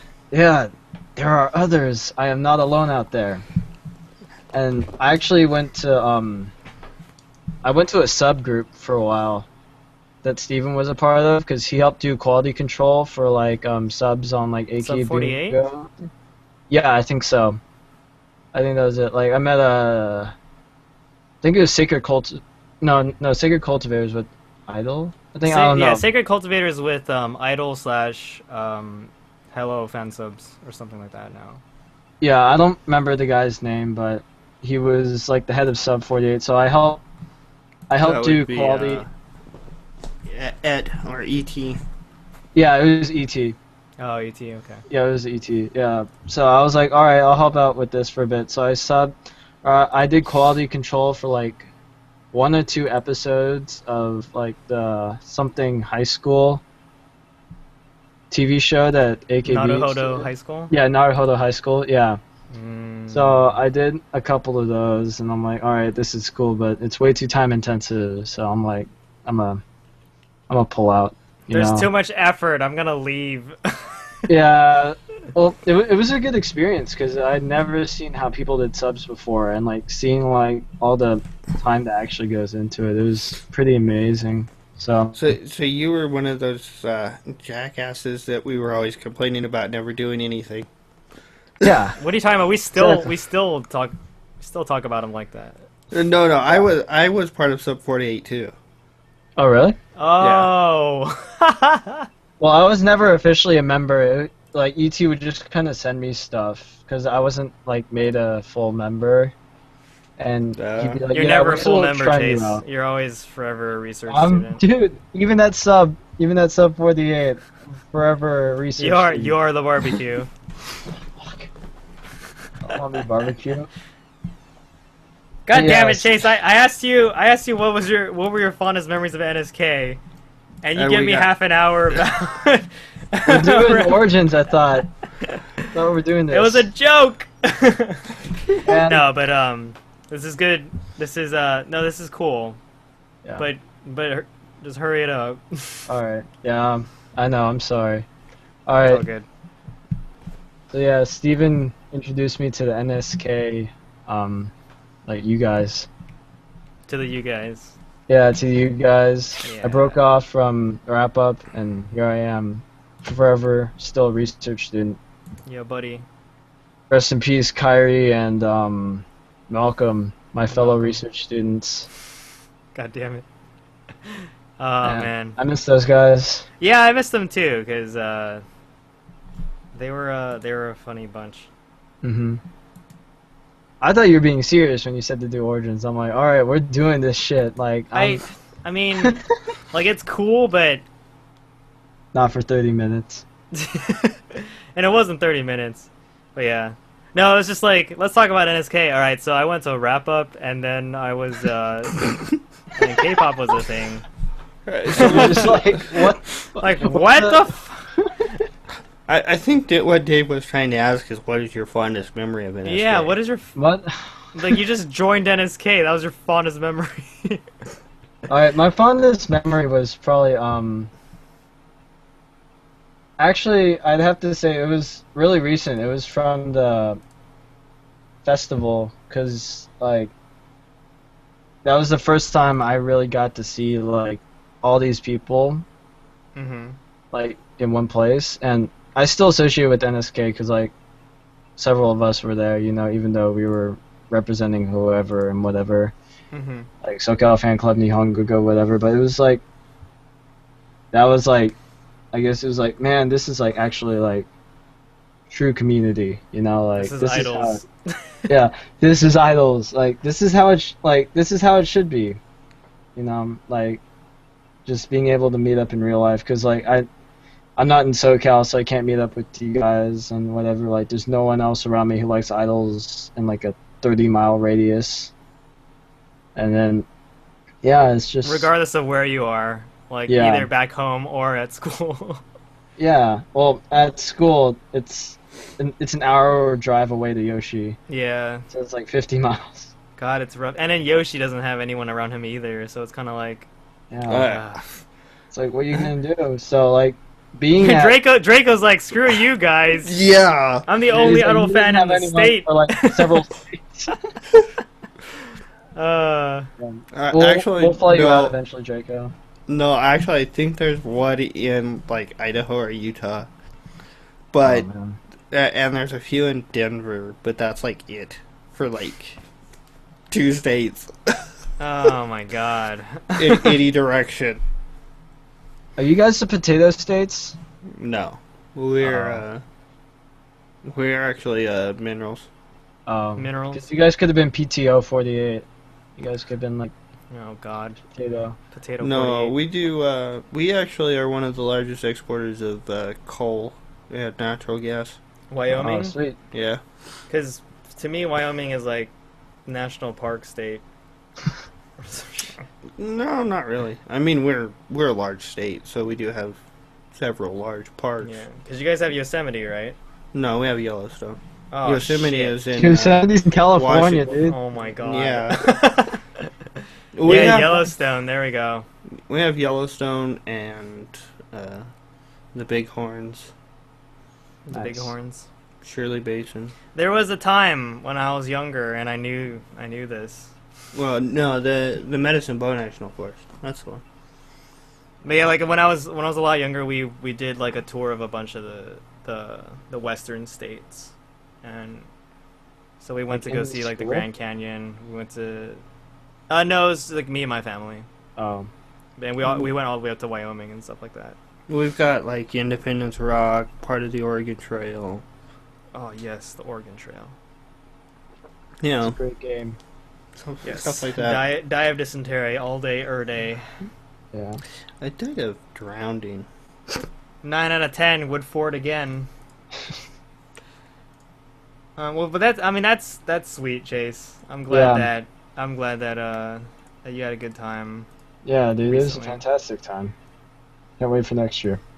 So in Yeah. other words, your favorite memory is TGS. My favorite memory is TGS. How did you know, Hon- Draco? Honestly, that was a pretty good gig. I mean, Oh, like man. Chase was practically just taking pictures of them sitting on a couch. Like, come on. And they Yep. were flirting with him. Yeah, they were like, "Oh, look how cute this boy is." And then We've you're never like, seen a boy "No." before. Man, we've never seen a boy before. What are these? They're so pro. They're so good at it because you know that afterwards they go to the locker room and like, did you see that? Yeah, I totally Yeah. had that. Hook, line, and sinker. But Man, that's cold. Hee-chan, why? Well, I He's guess. like, man, that interviewer was just staring at me the whole time. I did my tongue thing, like, man, I This just saw is like every idol is now bitch Hillary. Like the Basugasu guys talk about how, like, when Hillary comes back to America, she basically becomes bitch Hillary. And Like, so instead of oh my acting like God. a cute, polite Japanese, yeah, she's like, "Oh my god, guys, AKB SoCal fan club, you guys know I'm here." I tweeted about Like, knots, like, why- how are you not here yet? She's gonna listen to this. Why did you bring Serena here? Oh my god.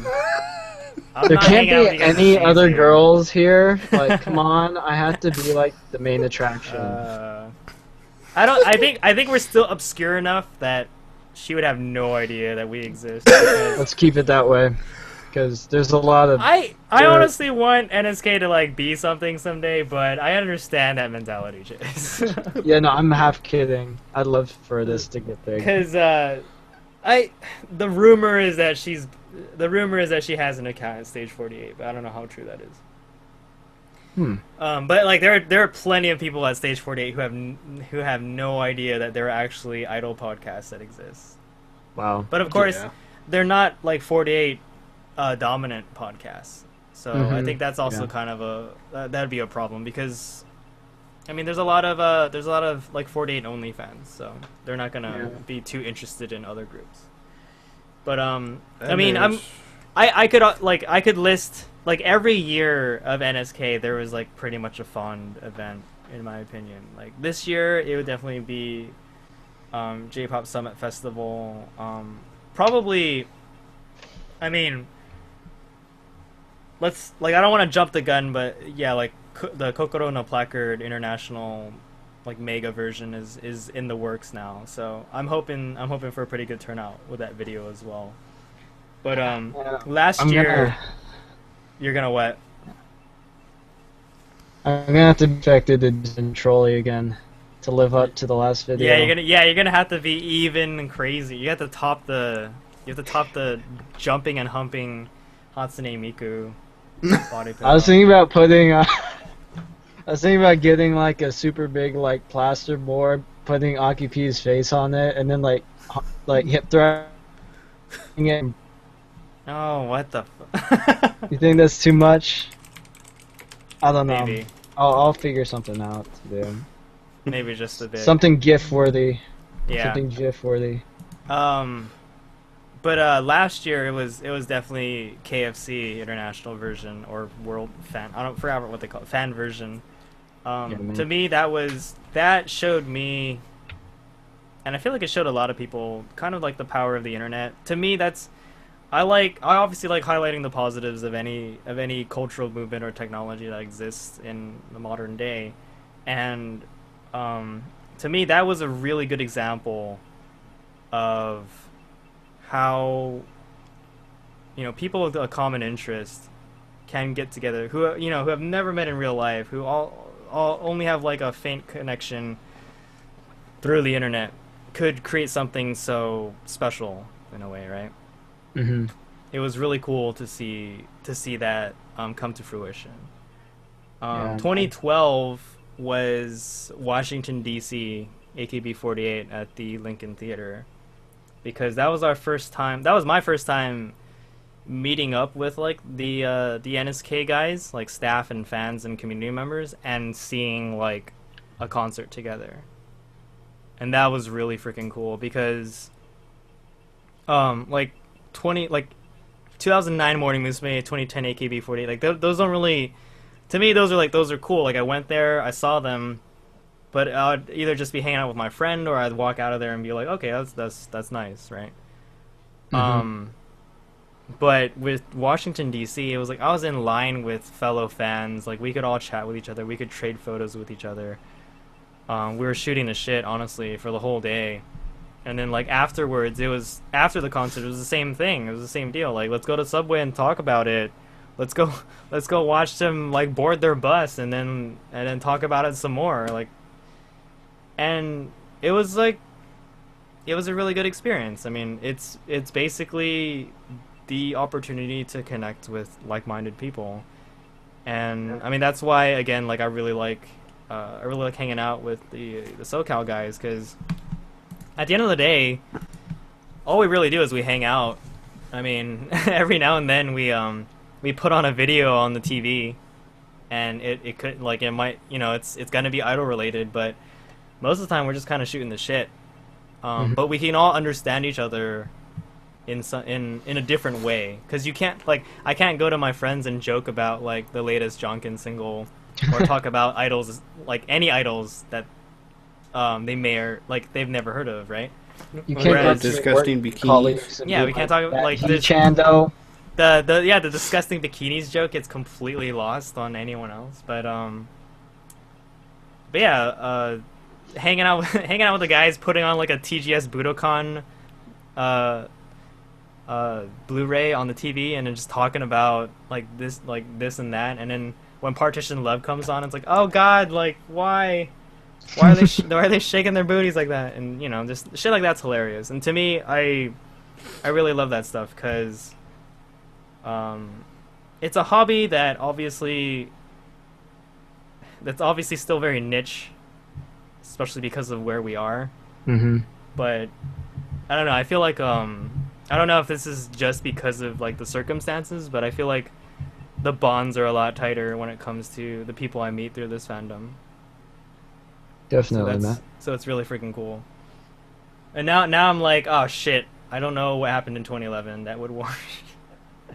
Well, no, I actually met David, Day, and Tron in 2011, so that was really cool to me because having listened to the show regularly for so long, and then finally meeting like the guys that create the content that I like, it was like, it's a weird mixture of like sobering, but also like, I don't know how to explain it. Like, it was really, I mean, obviously I was really excited. It was really cool, but it was also really neat for both parties actually to realize that we're just normal dudes that do this, you know. It was funny because David, like after having met for the first time for about an hour, David's like, so you guys are just like normal dudes, huh? Like to me and Ari, like what do you mean by that? He's like you guys, like this is not awkward at all, like we're like friends. I was like, yeah. and that's pretty much the same case, like same case from like my side to them, because it was like, yeah, like I listen to you guys like every week. I pretty much know what's going on in your lives because you broadcast it in that way, and we can talk about it as normal people totally fine. So it was an interesting experience. So I guess the only thing, I mean, 2010 is when I started the fandom, so finding NSK was really cool. It was like, hey, to me, this was a very like-minded site, and I love the fact that they did a podcast. It really helped me pass the time at work. It was a format I enjoyed. It's a piece of content and medium that I like producing still. Obviously, that's why I'm still here, right? Mm-hmm. So, 2010, discover NSK, or whatever it was called back then. I mean, by the end of 2010, I think it was just full-blown NSK. Yeah. 2011 is meeting the founders of NSK. 2012 is Washington, D.C. 2013 is KFC fan version, and this year so far it's dude, actually, oh god, this year was like the summer of idols. I was gonna say you got a lot this year. Yeah, they're like, oh man, yeah, you're spoiled for choice, man.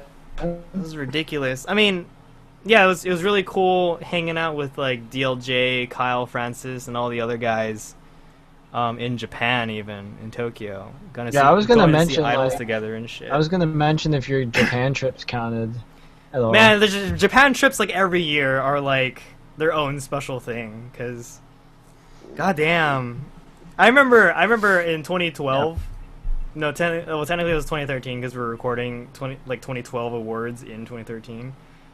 But it was like favorite moment of the year, and Yoshi was like, "Oh, Dave, like you and I, we have the same one, right?" He's like, "It was AKB48 in Washington D.C." And I was like, "No, Yoshi, it was Tokyo Dome 2012." He's like, "Oh, F you." No, but like I was like, that was a really close. It was a really close second, obviously, because that was the first time I had met Yoshi, you know. But when we met, it was so like nonchalant, because it was like, Yoshi, you and I do a show together. We talk to each other a lot. It's like no big deal now that we're physically here, right? The same thing happened with you, Chase. Like you walked in late, and I was like, God damn it, Chase, that piece of shit. And then I see you like, oh hey, Chase, what's going on? There's no like awkward introduction or no like, oh nice to meet you in person finally. Yeah, there wasn't any of that. It was just like I kind of just like sat down. I'm like, fuck, did I miss Tomo? Yeah, and then after that, it's like, you wanna go get lunch? Like, sure, let's go. Yeah. Damn it, you're late again. Where you been? No problem. Yeah, it was great. The ball got rolling instantly. Like my only thought was like, it was just like, shit, he's really skinny. Like that was about it. I'm like, Yeah, because you someone you get- would talk about how like small and skinny you were. I was like, Chase, you're not actually that skinny. And you're like, what? and Not you're all like, I'm surrounded by white people. Yeah, I was like, all right, fine, I'll give you that. I think I said I was short. I didn't say I was skinny. Oh, really? I I said, think he's.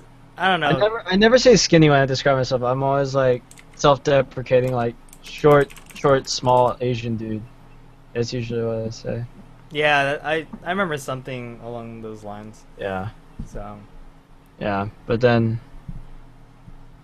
Yeah, I mean it's just standard. I'm apparently average for Asian anyway, so Pretty much. there's that. Yeah. I think Kenneth wants to get in on this madness. I'm getting him ready.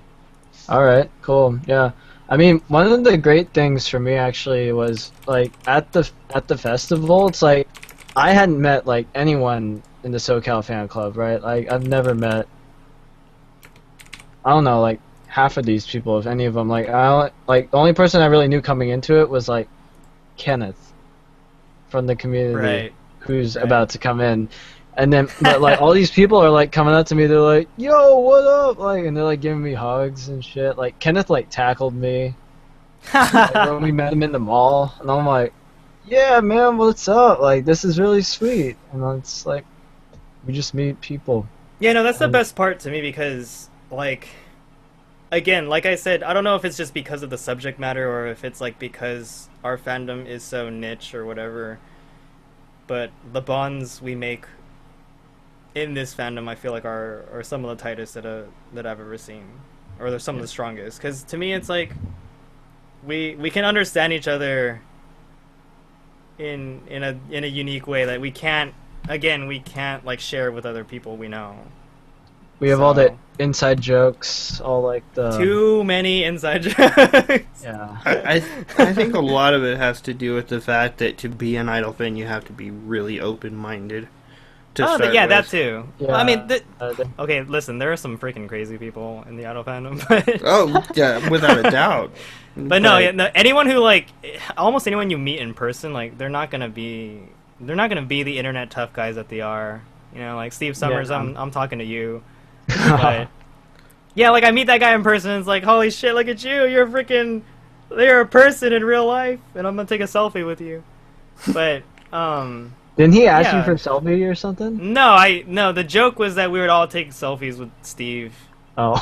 just to like embarrass him, but it honestly it was fun doing it because it was like, Steve Summers?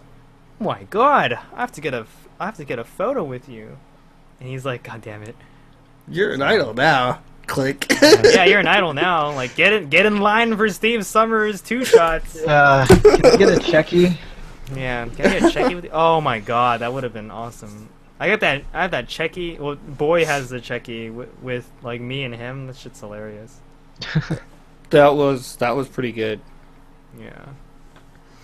Yeah, and I've told this to Carrie before as well. I was gonna say like, I feel like I'm willing to go slightly above and beyond when it comes to taking care of other fellow Idol fans, because the thing is, to me, we're so few and far apart that it's like we gotta take care of each other, you know, like. Mm-hmm. We're totally the mafia family now. But no, Yeah, but man. in the sense that like, I mean, hey, like SoCal fan club, technically that encompasses a lot, like a huge region. Cuz SoCal, like, there's Los Angeles County and shit, but there's also like Orange County, and then like San Diego County technically counts as all of that is SoCal, like, as well. And obviously we can't, like, we're hours apart in that sense. California's a really big state. Mm-hmm. But there are people who are willing, you know, to drive like 2 hours out just to like get together for a day, you know, half a day or for the weekend, because they know that they can't hang out with like the same type of people any other time. And so there was a time where I would actually drive down from my house down to Irvine, pick up Carrie, and take him up past my house up to like Hacienda Heights or wherever, because it was just like, hey, I mean, you want to hang out with everyone for the weekend. I think it's not a huge problem for me. We should totally just do this, you know. Mhm. So I told him that, like, yeah, I mean, like, if you ever want to come to the meets and you don't have a ride, like, let me know, because I'm not opposed to coming to pick you up and stuff like that. Yeah, it's just a different feeling. I mean, we can all rejoice in similar things. Mm. Yeah. Mother effing Kenneth Oi is in this house. Hey guys. What's up? How you You doing? still in LA? Yeah, I'm still in LA. I'm actually returning back to the homeland tomorrow noon. Jeez, time flies when you're having fun. Yeah, it also flies when you're working. That too. I'm like, where did the years go? Yeah, What oh my happened? god. Oh, were you down here for work? Yeah, I was mostly here for work and San Francisco. You freaking picked up a job.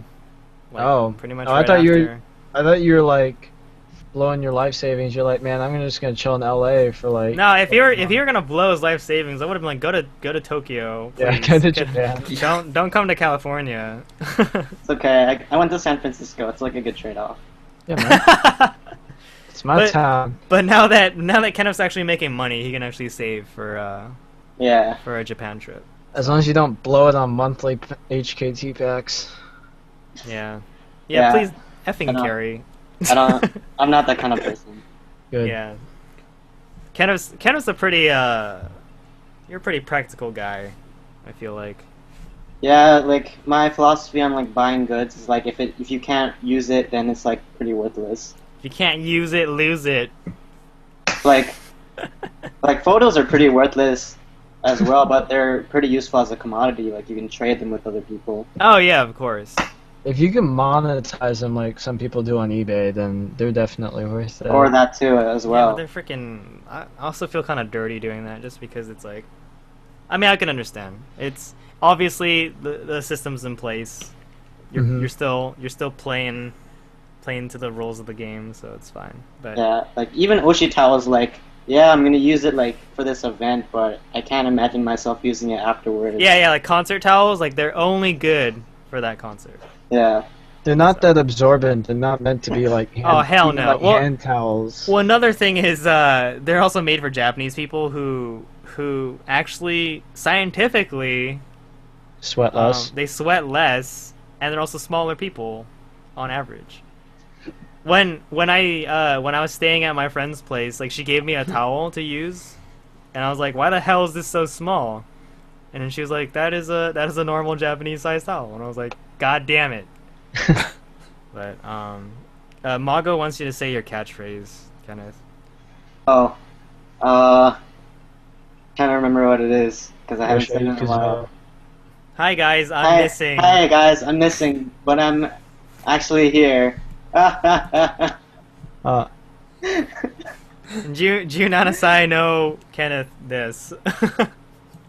Except I'm 21 now. Yeah, except you're 21. It's so freaking weird. I have an Asahi Uh, beer right here for the 200th episode. Oh, nice. You celebrating Yeah. Yeah. the 4-year anniversary of NSK? You know what's hilarious is like Flip tweeted that apparently it's NSK's birthday today. Yeah, I saw that as well. Obviously, it's not, I don't think it is. but cool. You know? Yeah. Do we even have a listed like start date? We did ask about the. Yeah, we inquired about it. Honestly, the date is like somewhere within July 2010. That's pretty Oh much- yeah, I asked that question. Yeah, you asked it. We had to do the research because, to be honest, yeah, we weren't sure. You know, none of us are the founding members, so. But Yeah, if you I go- think. I think David's official answer was like the day after after. Anime Expo Yeah. or like AKB's performance, yeah, that makes sense because they Yeah. they went to Burger King or Carl's Jr. and then they like they thought about it Right, and then they're right. like, let us make podcasts together. Oh, is that what that one picture's from? Yeah, we're all then- standing in front of the fast food restaurant. Yeah, Yeah. it's hilarious. We don't have that on the about page anymore, right? No, I just- think it's Not there? still there. It should Oh, be it's- there. Oh, it's at the very bottom, maybe. Yeah, like the story keeps expanding, it keeps getting longer. So Hmm. right, so for sure we're not doing impressions anymore. Okay, we're just gonna just gonna go ahead and One more person joined in. yeah, who's this? What is happening right now? Is Kenneth frozen? What? Nah, he's still here. Okay. One more person joined in. Who invited is Rob? Who is Rob? Alright, Who this is is Rob? really weird because if all of us had to ask that question, that means none of us like actually brought him in. None of us know. Wait, Kenneth, you didn't bring him in? No, yeah, I actually linked him to the podcast. I Oh, meant you to. linked him? I was like, yeah, I'm doing a podcast right now. You can watch if you want. But I actually sent them a link to this. No, you Kenneth. God damn it, Kenneth. Hi, Rob. No, you don't. Come on, Kenneth. Sorry about that. We're supposed to God, link him to jeez. YouTube, not Google. Yeah, link him to Rob. YouTube. all good. That's 50 lashings for you. No. But okay, so Kenneth, you're here. Yeah. I'm just gonna make this podcast as long as possible, and Draco's never gonna be able to talk. But Okay. Kenneth, what are your fondest memories of NSK? So yeah, I've been thinking about that, and I guess it's not fondness, but it's like, wait, like when you ask me that question, the first thing that comes to mind is when I first met Tron on the internet. On the internet. Whoa, what? No, when I first met Tron on the internet, and then he was like, yeah, check out my site, New School Kaidan. So that's when I first started checking it out. How did you guys meet? So you guys know the Japanese learning website tokugu.com Oh Or- my God, or yeah, textfugu.com. yeah. So yeah, I was pretty active on that forum, and then one day Tron also signs up because like he wants to learn Japanese, or whatever. And like I'm the only idol fan on that forum, so I'm like the obnoxious idol fan. Yeah. And then Tron comes in, I'm like, where have you been all my life? Indeed. And then he's like, yeah, I should check out my my website, New School Kaidan. And then I guess I've just been following that ever since. How long Very ago nice. was that? I think that was like 2010. Oh, nice. Yeah, I think most of us here, at least, have been here on this panel. We've been listening. We've been fans for a while, actually. Not me. Yeah, but Dude. even though not you, like it's still 3 years. I'm like, holy shit, that's actually a lot of time to be Two to and be a following. half. 2.5. Or actually, no, it's actually 2. All right, now you're just losing a lot of street cred. So get out of this podcast. Oh no, because I started in 2012. Okay, that makes sense. That's when Kokonita Koto was released. Holy So, shit, really? Yeah, No. yeah. You know, it's actually sad as all hell. I've been so out of idols up until now. I didn't even realize AKB released a 3rd compilation album, or 4th. That's the thing. I was gonna say they have 4. Yeah, Really? I didn't Sugi even no know they Ashiado is released the one 4th until one, a right? couple days ago. Yeah. That's okay. I didn't know that either. No, Alright. see, Koko ni Ita Koto is 2011. Chase. Is it really? June 8. Yeah, June 8, 2011. When did Ponytail come out? 2010. Yes. Okay. Cause the album after Koko ni Ita Koto was Hi. I don't remember that. I don't remember it. Cause the latest one is Tsugi no Ashiado. The album. Oh, Yeah. Yeah. I would know because I bought a shit ton of those. I think I became an idol fan when Kokonita Koto was released, but I didn't join up with NSK until like 1830. How to? God damn it. That's like the 1830. worst. That's like the worst one to forget. I was like there for Oh. that shit too. 1830 meters. Yeah, 1830 meters was the 3rd album. Mhm. See, I generally don't pay attention to the albums because they're just all the singles and B-sides. And fluff. Yeah, but the leading singles on the album are usually pretty good. Yeah, but Fucking Shoujo Tachio though. Oh well, never mind. Kokonita Koto is like supposed to be almost all original content. yeah, Or but was it? I already have the single, so why do I need the album? Or like the 4 original songs. I don't see. Usually, I'll be like, I don't have a single, so I'm gonna get the album. Yeah. Yeah, I'm that's that guy. Yeah, so you met Tron online. That was your fondest memory of Nisukaidon. I guess so. One of the funniest stories with you was when you met David for the first time. When you met DLJ for the first time. Because you were visiting Texas or something, right? For what? You were visiting Texas. Like, Yeah, you had family there? Yeah, I do have family in Texas. So And I so- also remember meeting David. The way you told that story was hilarious because it was just the whole idea of like you wanted to like you told your mom you're gonna go study, so you went to a Barnes and Noble. Yeah, no, it was just like, just like leave me at this Barnes and Noble. And then then like from- David has to come and discreetly pick you up. Yeah, because it's like, because I That sounds don't sketchy as I fuck. don't remember like how old I was back then. Officer, I don't remember, I swear. Yeah, had to be, I guess it was like- I think it was 17. So I go to the Jesus. Barnes and Noble, and I was like, all right, David, like, let's go meet at this place. So I go meet him, and he like drives me around everywhere, and it was pretty cool. That was pretty cool, just like meeting David for the first time. We went to a GameStop, and then he was returning a game. Wow. That's Uh, David for you. Yeah, that sounds like David.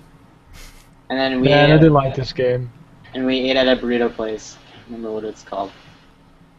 I got a gift card for it. I got a membership card Nice. or something. It's not in my wallet anymore, but we ate there. We kind of just like drove a little bit more, and then like my aunt is just like, yeah, we're gonna come pick you up now. I'm like, all right, David, you have to drop me off at like the back side of the Barnes and Yeah, Noble. So when I yeah. come out, it looks like I'm just like exiting through the front. Man, That shit's hilarious. It's a That's 007 Idol fan meet up there. Yeah, dude. It's freaking Yeah, I mean it's just risky so. business. I mean, yeah, it's pretty weird. Just like the idea of meeting someone on the internet, like David. What if David was dangerous? Like that possibility still exists So as well. that's a question I ask every day of my life. Yeah, we're still not sure about the answer. Anyway, on we're that still one. not sure about the answer. But I guess it's kind of funny because I will echo that sentiment, but Mhm. I mean when I was a freshman in college, I Mhm. decided to meet up with a bunch of people from the internet. It was really weird. Now that I think back on it, it is kind of like why did we all think it was an okay idea? But to be honest, it worked out totally fine, Mhm. if not better than expected, because there was a really good turnout. It was actually a meetup for Anime Expo forum members. Mhm. And so when most people think about forum members now, it's like, oh god, these are like the worst people on the internet, blah blah blah. They're just gonna be complaining and bleeding out of their asses all day or whatever, you know. But yeah, no, like when we all met up, it was really, obviously it was awkward because it was like, oh, these people are real life people, right? Like we don't look like our avatars. But I went with a friend, and we met up with like staffers at the time, former staffers, like veteran forum members, and like newbies and all that. People of like all ages and from all walks of life. And it was really cool. I was like, wow. And like to this day, I still know some of them, or still keep in touch with some of them, you know? So at the end of the day, I mean, like, it's just like when people go do online dating and then they get married and shit. It's like, oh my god, isn't that crazy? It's like, well, I mean, honestly, no, it's not. It's actually not that crazy. Like, people still want to like be with people. Yeah, man. So, actually, I know a chick who I had only known online for the longest time, and she was from here, and she married a dude from like Belgium because they met online in a game. I was like, what? He helped me grind. Yeah. So it's like she moved to Belgium or something, and then she moved back to Hong Kong where like her parents lived, and then now she's coming back here. It's weird, but yeah. Yeah, I know what you mean with like the avatar thing, because it was like, oh man, I get to meet Will, like, Dude, does he look like a bottle of beer. Like, I know it's like so stupid, but I love like pretending that people are their avatars. Yeah. Mhm. It's like, So man, when Kenneth is an overlay of the AKB48 song. I hate that shit so much because when you message me on my phone, like that's all I see, and I'm like, Kenneth, I have much better contact photos for like all my friends. Like, you have to screw this up by being a wallpaper. Yeah, no, I've been thinking about like changing it, but like it's already been like that for like a really long time. So I don't know if I should change it. You could take a step back and like make it like the older logo, like the concept logos. You could just be like Tron and have like the black one. Like, oh yeah, the black and white one. Yeah, that's pretty funny that he like I think in some accounts he still has that. I'm like, what the hell? I had that up for a while, and then I just ended up switching it. What's Draco's icon? He's an egg. On Twitter he uses the default egg. Oh no, Really? he changed it to Oh no, you're I'm Kizaki Yudia. yeah, you're Kisaki Oh, yeah. Judy. I remember for the longest time you were that egg, and I was like, F this guy. Yeah, for like 3 years. Yeah. That's what NSK's done to me. It's actually made me put up like avatar icons for things. Yeah, you actually took a picture for the site. I'm actually really proud of you. Yeah, even though it looks like shit, but yeah. What are you talking about? It looks so edgy. It's like Really? artiste. Eh, lighting wasn't very good. That is hilarious. Yeah. But yeah, freaking internet people and stuff like that. Wait, no, I'm not Kizaki. I'm Kumi. oh. Yeah. I was like, where? No, aren't you Yagami Kumi? You don't Whatever. even know what you are. Get out. Whatever, you're SKE. Oh. Oh, Pretty man. much, yeah. I was hipster Achan for a while. Yeah, man. For a pretty Now long you're Himawari Tohoshi Kuzu Dave-chan. time. Yeah, pretty much. Himawari Dave. No, you're just a well, dirty DD. Yeah. Oh hell no. But Go. I actually choose my Oshis. I support them. No, I you might don't. I mindlessly buy all their shit and then realize I don't have any use for all their goods. Or the room for it. Yeah. Yeah, no, I'm freaking like you see my room right now. It's even worse like closer up. Yeah, hey, look at all that stuff in the background. Yeah, it's like that. There's a pile of magazines back there. I need to get rid of those. It's ridiculous. Yeah, really. It's even true with like photo books and stuff because it's like, all right, yeah, I'll look at this like a couple times, right? But like, what do you do after that? Like, it's a great like table topper. Oh, God. And, It's a coffee table book for only when you invite certain friends over. yeah, I mean, like, I'm pre-ordering it. I'm pre-ordering the new Yuko photo book. Oh, It's like, hell yeah. Nice. yeah, it's like, yeah, what am I? But then gonna it's do like, with who- this? Who am I going to show this to? It's like, it's just gonna get dusty on my Yourself? bookshelf, and it's like, great. Like, I looked at it. What do I do now? You know? You look at it again. Look at it again. It's like maybe bragging rights for like if Pretty it goes much. out of print or Yeah, something. to be which honest, I highly think doubt. no, I highly doubt that. Yeah. Hashtag true fan. Yeah. Yeah. Well, I mean, besides bragging rights, looking at it to get the gist of the contents, and like gushing over it for maybe like less than a week. Like, what are you gonna do with it? Like, was that really worth like $22 plus shipping? See, guys, this is why we can justify piracy. Oh. No. Yeah, you know, I'm the same way. I've got the TGS photo book and I've got the SKE history book. I've looked at the SKE book once. Yeah, man. I have photo books I still haven't opened yet. God damn it, Dave. Because I think I have like I've seen scans and I'm like, oh, that's cool, but Mhm. like forget opening the book. Don't worry about that. So I don't know. Yeah, remember when we saw like the Kasai Tomomi like photo book in Hinakniya? It's like, Yeah, man, I totally want to buy this. dude, it was really. fuck is I that have to doing? admit, it was really funny when you're like, this album is $35. No, thank you. And then Well, because 2 or 3 years ago, No, I it was was 46. was it 46? It's 46. Okay, yes. because 2 or 3 years ago, I was like, oh shit, No Sleeves album, how much is it? $50. What the? All right, add to cart. Yeah. Yeah. Yeah, but there's it's like, I was just so surprised because I got Kiari's album there last year for like 30 flat. Yeah. No, I understand, and a lot of it has to just do with like the markets we're used to. And this is another big discussion we could easily have that I don't want to right now. But like the Japanese domestic market prices versus international prices. Like when anime comes here, like it's the easiest example. Anime comes here, it comes to America. It's freaking cheap. It's like $60 for a box set. It has all the episodes in it. They contain it in like 2 or 3 discs now. I'm collecting Kill la Kill on Blu-ray. God, In the that Japanese sounds so version, expensive. it is really expensive. Because it's like what 2 episodes per disc. Or About something? yeah. And it's like, wait, do they even do 2 discs per box or something?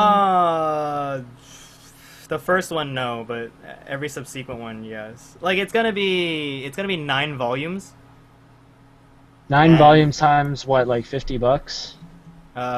Over 60. Yeah, see, that's like half $1,000 right there that you're gonna Yeah, sink exactly. if you're gonna get the whole thing. Plus the OVA, which is coming out. Well, next the month. OVA is part of Volume 9. Oh, okay. So, But yeah, like Gurren Lagann, if you look it up right now, the Gurren Lagann Blu-ray box set will cost you like $650. oh god, So, And I'm looking that up. are these Blu-rays?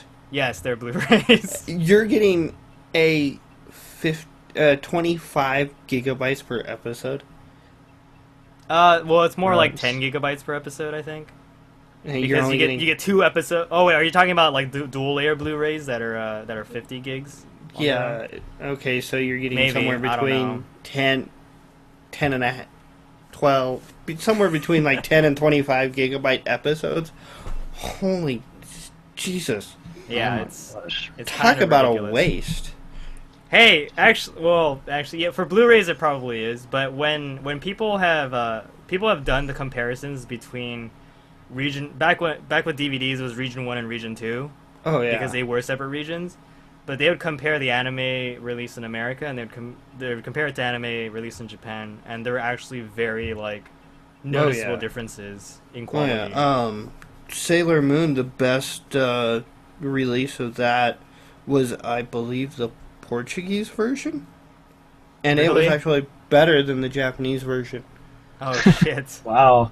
Yeah, because they got the master tapes.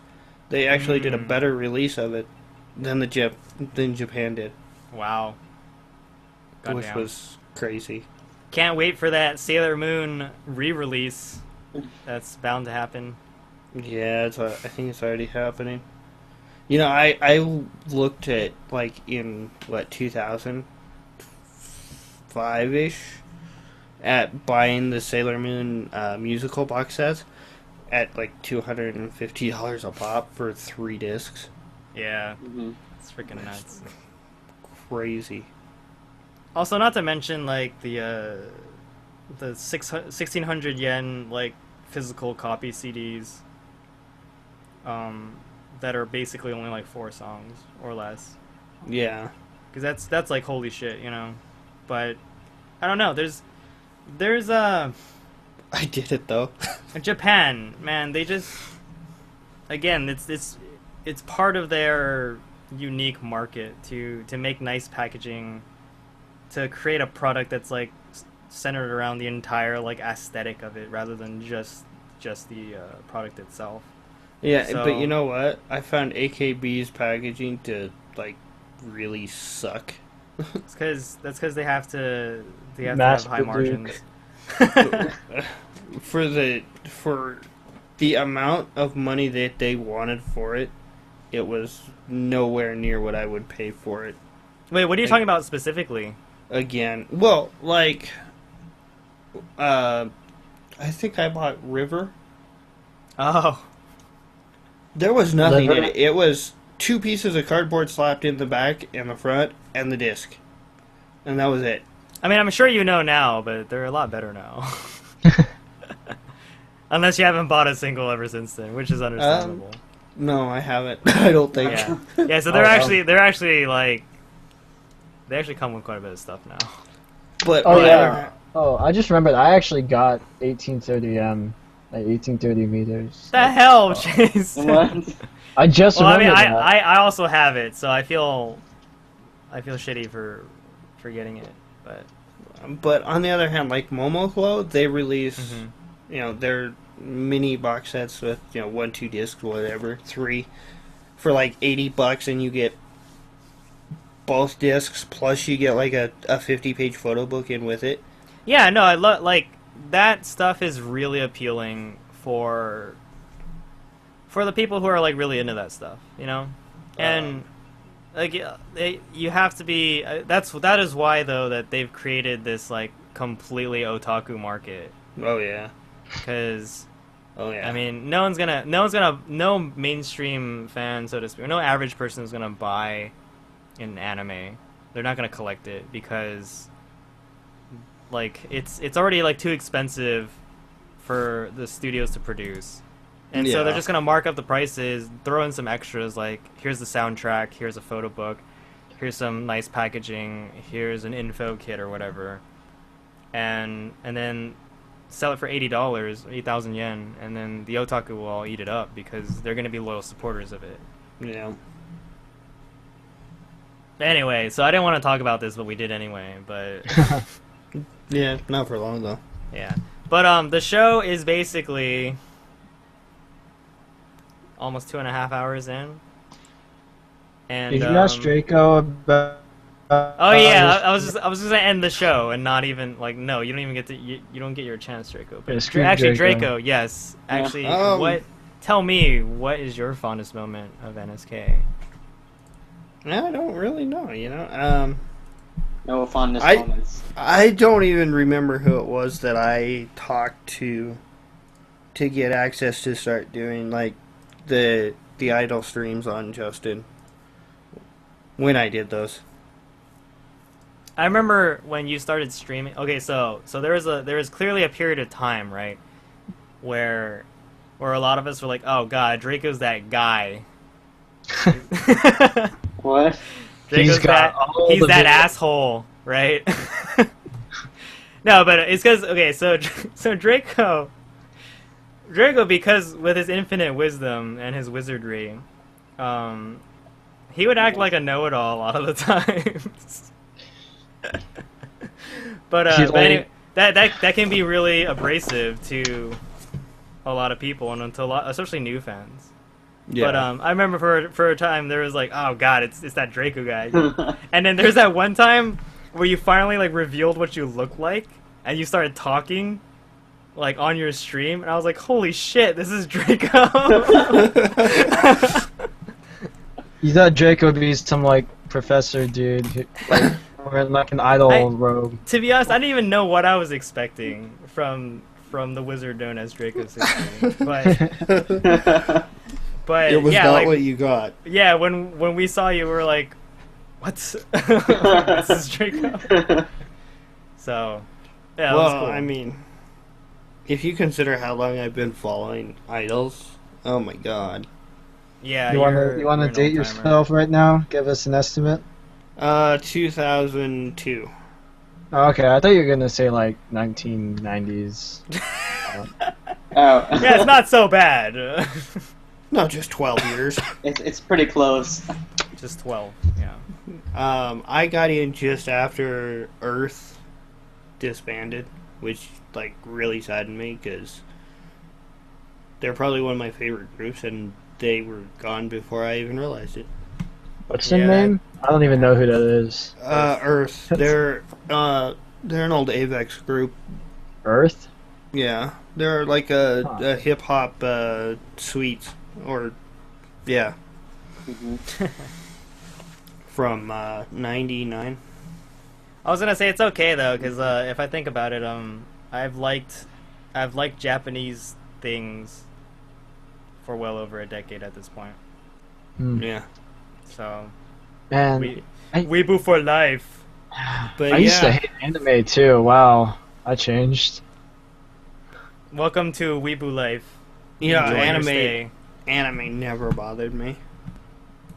The anime drew me to the rest of Japanese culture. mean, yeah. That's how it happens for most people, isn't it? I'd hope so. I mean, like, the stereotype is just, like, it's so overdone, but it's like, oh, all they care about is anime, they're otaku, and they come here and they just expect an anime lifestyle, and then they're sorely disappointed.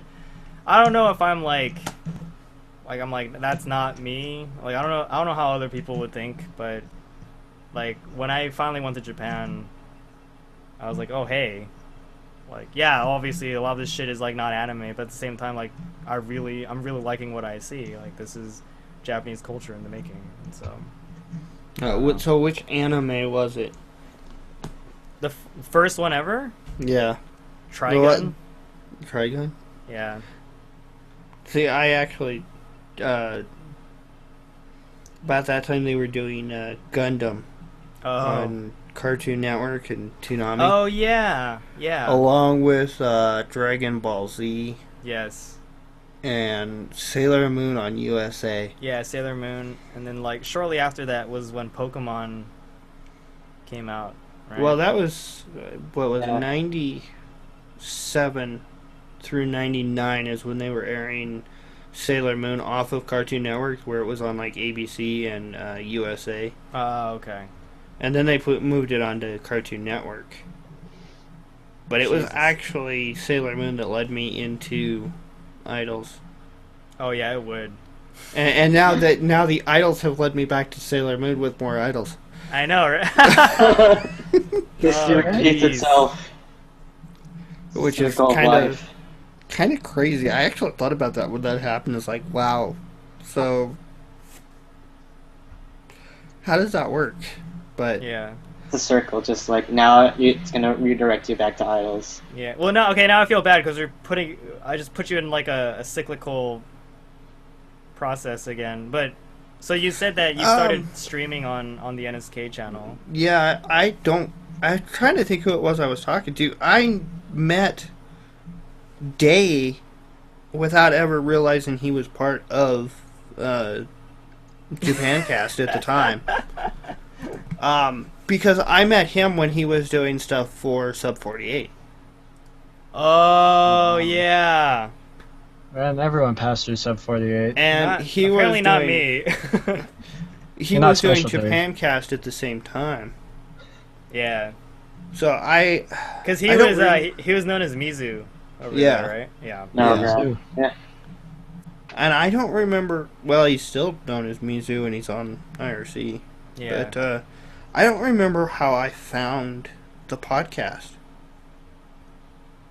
Wow. I really don't. It just became your life. That's what happened. I don't know if somebody linked it on, like Hello Online in one of the forum sections, or Probably, because Tron was he was like social media liaison at the time, and he was trying to spread the word about the podcast and kind of like put it up wherever he could. I could believe that. Yeah. yeah. Kenneth's And- actually done that for us as well, as like Honey Senpai. Yeah. Oh, And- wait. Oh, I remember Honey Senpai. Yeah. Yes. I'm actually trying to get rid of that now. That was a long... Just to like make it all even as I'm missing no 15. Oh God. Cause like Got yeah. one name to rule them all. Yeah. Yeah. And then but- Chase's freaking Star Lancer PG. You got it in one, man. It was so Yeah. funny when Boy was like Star Lancer PG. Like, yeah, Star- You Starlance. yeah, you got it right.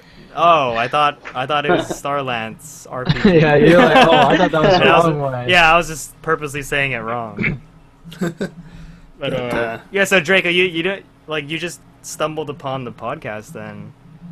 Yeah.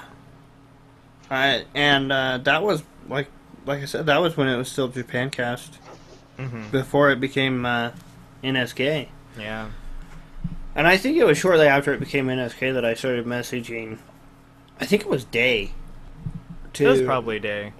To see if I could get in on streaming. Oh, okay. So you didn't say anything when you first started streaming, right? You just like played the videos and was in chat. Yeah, I didn't have a mic when I first started. Oh, wow. For the longest time, we would like demand Yeah. Draco show his face and shit, and he's like, "I'm not showing my face." I think didn't I was have a around camera. for that. I think that was like right around when I first started. Yeah, I remember And that. and that's the voice that we gave to Draco too. Like, no, Yeah, See yeah, my I remember face. that. I'm Draco 360. Yeah, Draco 60. It's fun. I don't know why, but I just thought of that like randomly earlier today. I was like Draco 360. Like, all you have to do is add a 3 to your name right now, and you can be Draco 360 no scope. And then you can upgrade yourself and call yourself Draco 1. Oh god. No. No, I'll pass Draco, on go that. home. No, I'm Draco, definitely open still Skype. on the 3.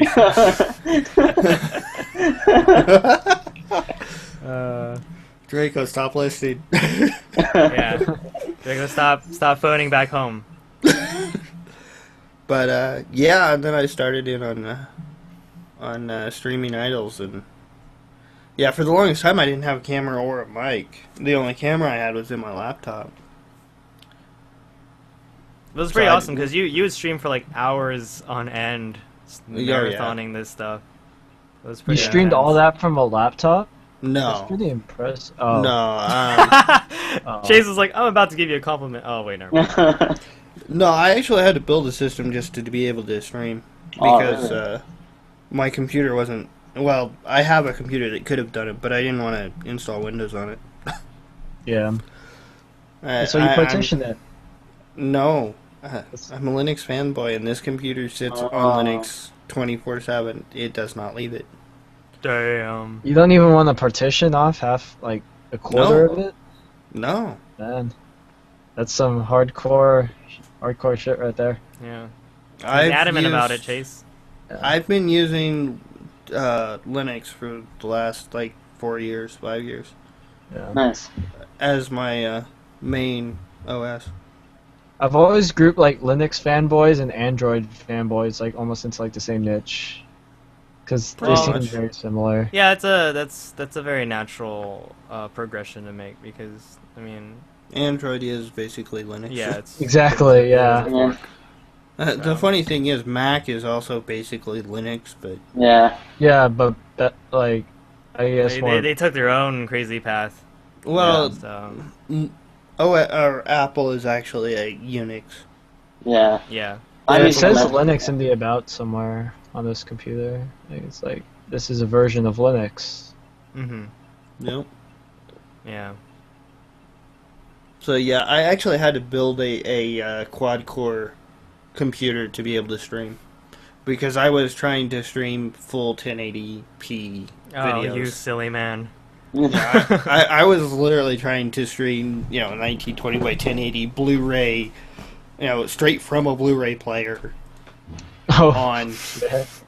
on Twitch full screen, and it's like, yeah, your little quad core, isn't gonna cut it, or dual core isn't gonna cut it because you're maxed out just playing the video. Right. So yeah. Have you seen those test runs where they tried broadcasting 4K video? Oh god. And it's like it won't, like, it doesn't lag on your end, but rather it's like lagging on the server end. Oh wow. Yeah. Okay. That's amazing. Yeah, man. Could you imagine the amount of bandwidth you would need to actually do that, though? I don't even want to try. That'd have to be 4 like times the amount of bandwidth. that'd be like You might be able to do it on your school connection. yeah, no, I can stream it easy. Like it loads like a 720 on the home system, and then it That's loads in the shades. 4K that quickly at school. Yeah, I just wish America had abundant amounts of fiber. Yeah, I know, right? Fucking Google Fiber everywhere. Just I wish Swat- America swat had that shit. affordable internet. Sorry, That's that something. too. That's actually one of the things I do remember is it wasn't until I got cable that I really started considering becoming a part of NSK. oh really? And that was just after it became NSK. You could have signed up. Oh, even if you didn't sign up as a streamer, you could have just signed up as like the mascot. You know, just like. Could have done The that. NSK mascot Draco 360. Yeah. Yay! No, because I actually wanted to contribute more than, you know. You can contribute your devilish good looks, man. Just like slap that shit right on the website. Great. Now we're just gonna have to get an artist to like redraw Draco, and then he can become the new face of NSK. Just draw him like stroking his beard. That'll be like perfect. No, that's not like typical idol fan. Draco 60. Like what? We need to get him in like bathrobes. Yeah, put him in a Yeah, bathrobe, get him holding, like the holding a Don. glass of wine. Yeah, like I don't always pick idols. And I do. I listen to TGS. Yeah, Dude, like, that's pretty accurate. yeah, dude, That's- the most interesting Ota in the world. Yeah, he's got the But- chair for it. Shit, man. But, we need to make this yeah. a reality. It was after we got cable and switched over because we've been living here for 16 years. Mm-hmm.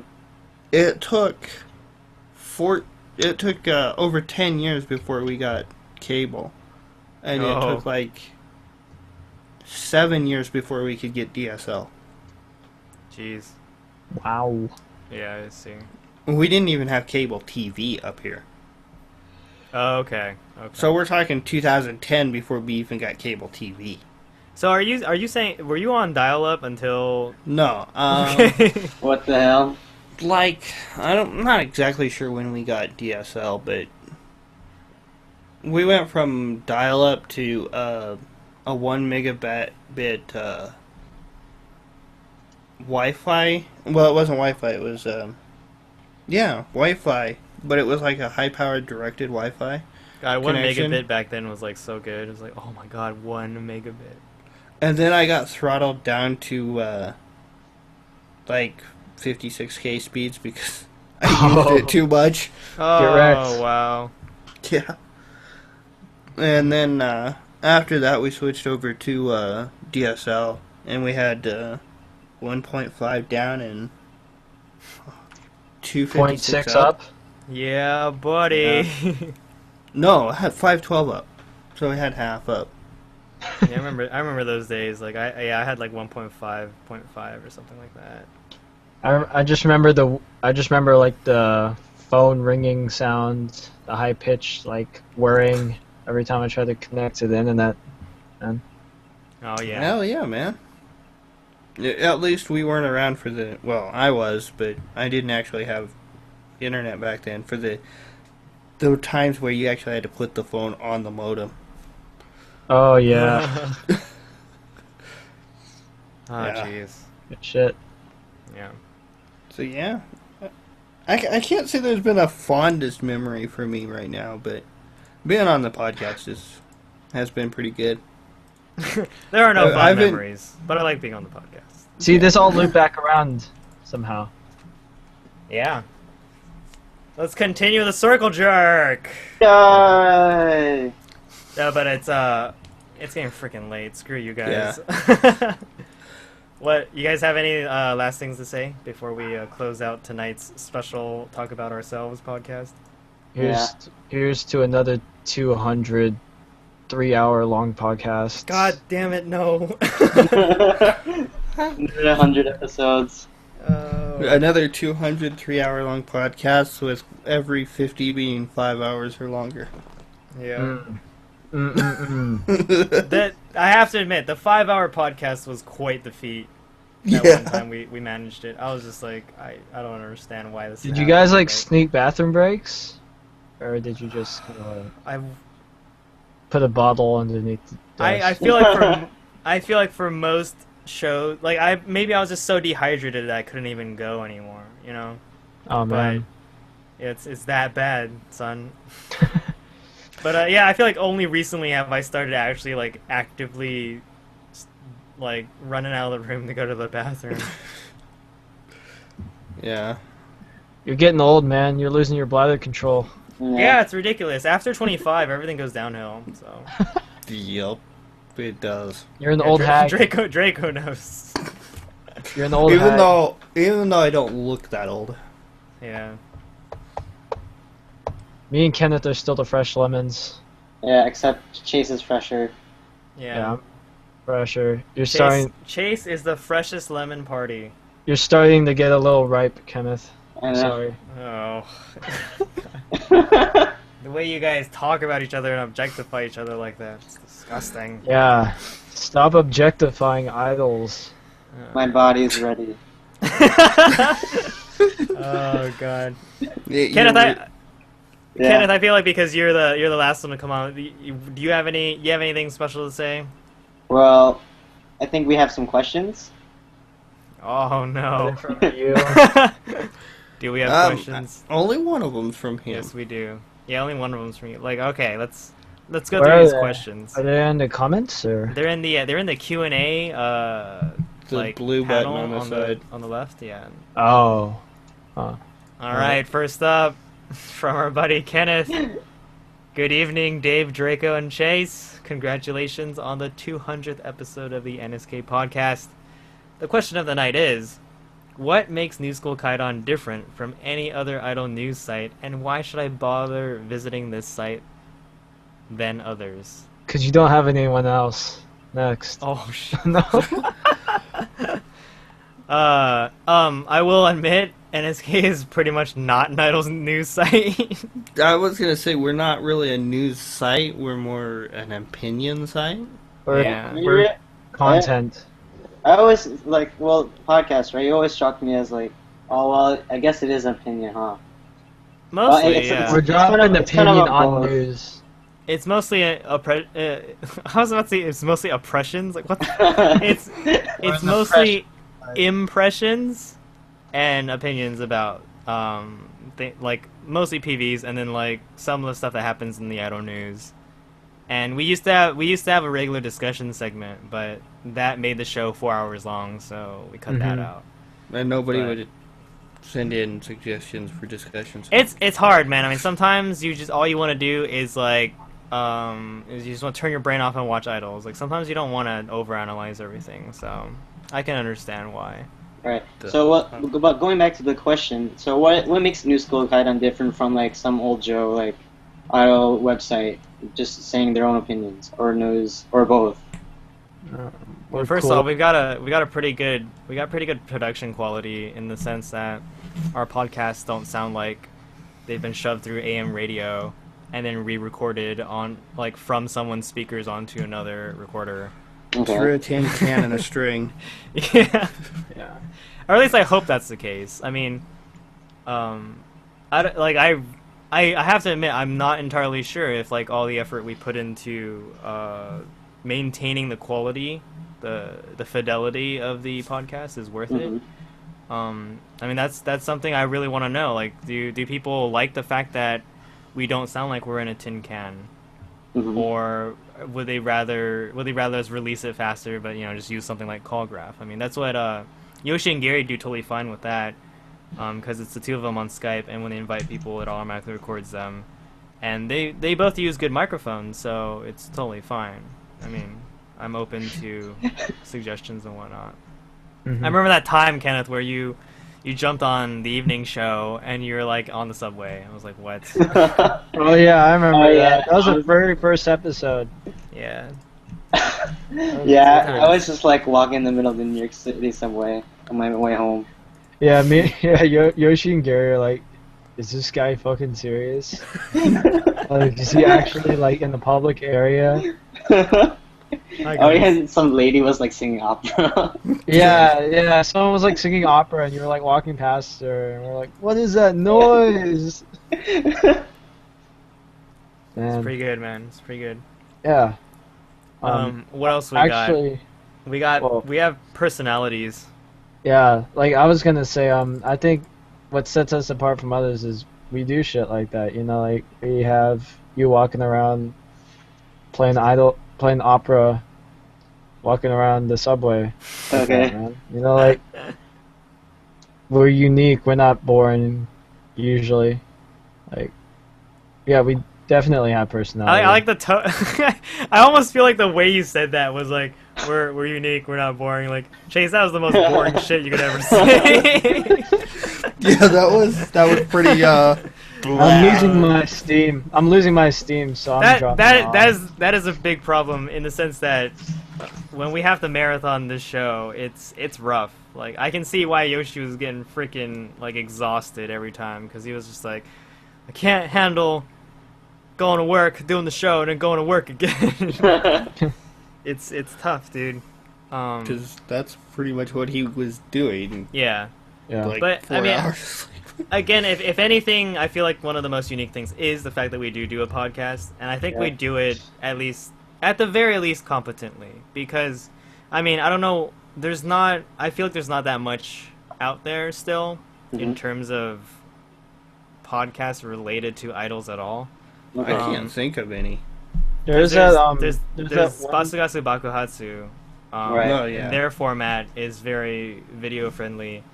There used to be selective hearing radio. Now it's basically just selective hearing roundtables whenever there's whenever the occasion arises. There is still the unfortunately named STD podcast that is hosted on Hello Online. Is that the one that like their icon is like a grenade Probably. or something? I'm trying to find that one. It's like I thought there was a G in the name, but like they're like, yeah, we drink and we talk about J-pop. Oh, I don't know. Never mind. No, Okay. that doesn't sound like them at all. The Oh. SCD podcast is a predominantly Hello Project podcast. Oh. I'm pretty sure they put up their shows on Hello Online though, Mhm. on Yeah. the tracker. So Or at least they Mhm. have in the past. yeah, they have in the past at least. I don't know. There were some pilot episodes of the Stage 48 podcast. Oh, I was like on the first episode. Yeah, Kenneth, you're on one of them, right? So, there was that. Oh, it's I found the name of the other one. It's called Gaijin Kanpai. Gaijin Kampai. Yeah. I haven't heard of that. Oh, their icon isn't a grenade. It's like a flask. God damn Nah. it, Chase. Or like something like chemical Alright, explosive based. that's you mean a flask as in like oh wait, no. I was gonna say like a canteen. It's like it looks like one of those like clay jars with like the cork stopper in the top. Oh, okay, yeah. See, I mean, at least that's still kind of related to like military paraphernalia. Huh? Oh, Maybe. but it looks like Japanese-ish. I don't know. Yeah, What- maybe. Yeah, who knows? It's a moonshine chug. It's a moonshine chug. Well Yeah. then. All right. Well, that's why we're different. Yeah, because like realistically, I actually do really want to find other adult podcasts because I think it's cool. Okay. It's just that they don't exist, and like they don't exist. But, There's podcasts for literally everything else. yeah, And I then- mean, I'm at least sure that's what it there- seems like. So Yeah. I'm sure there are, but they might not be English. yeah, that Yeah. too, that too. There we are. There's the kicker.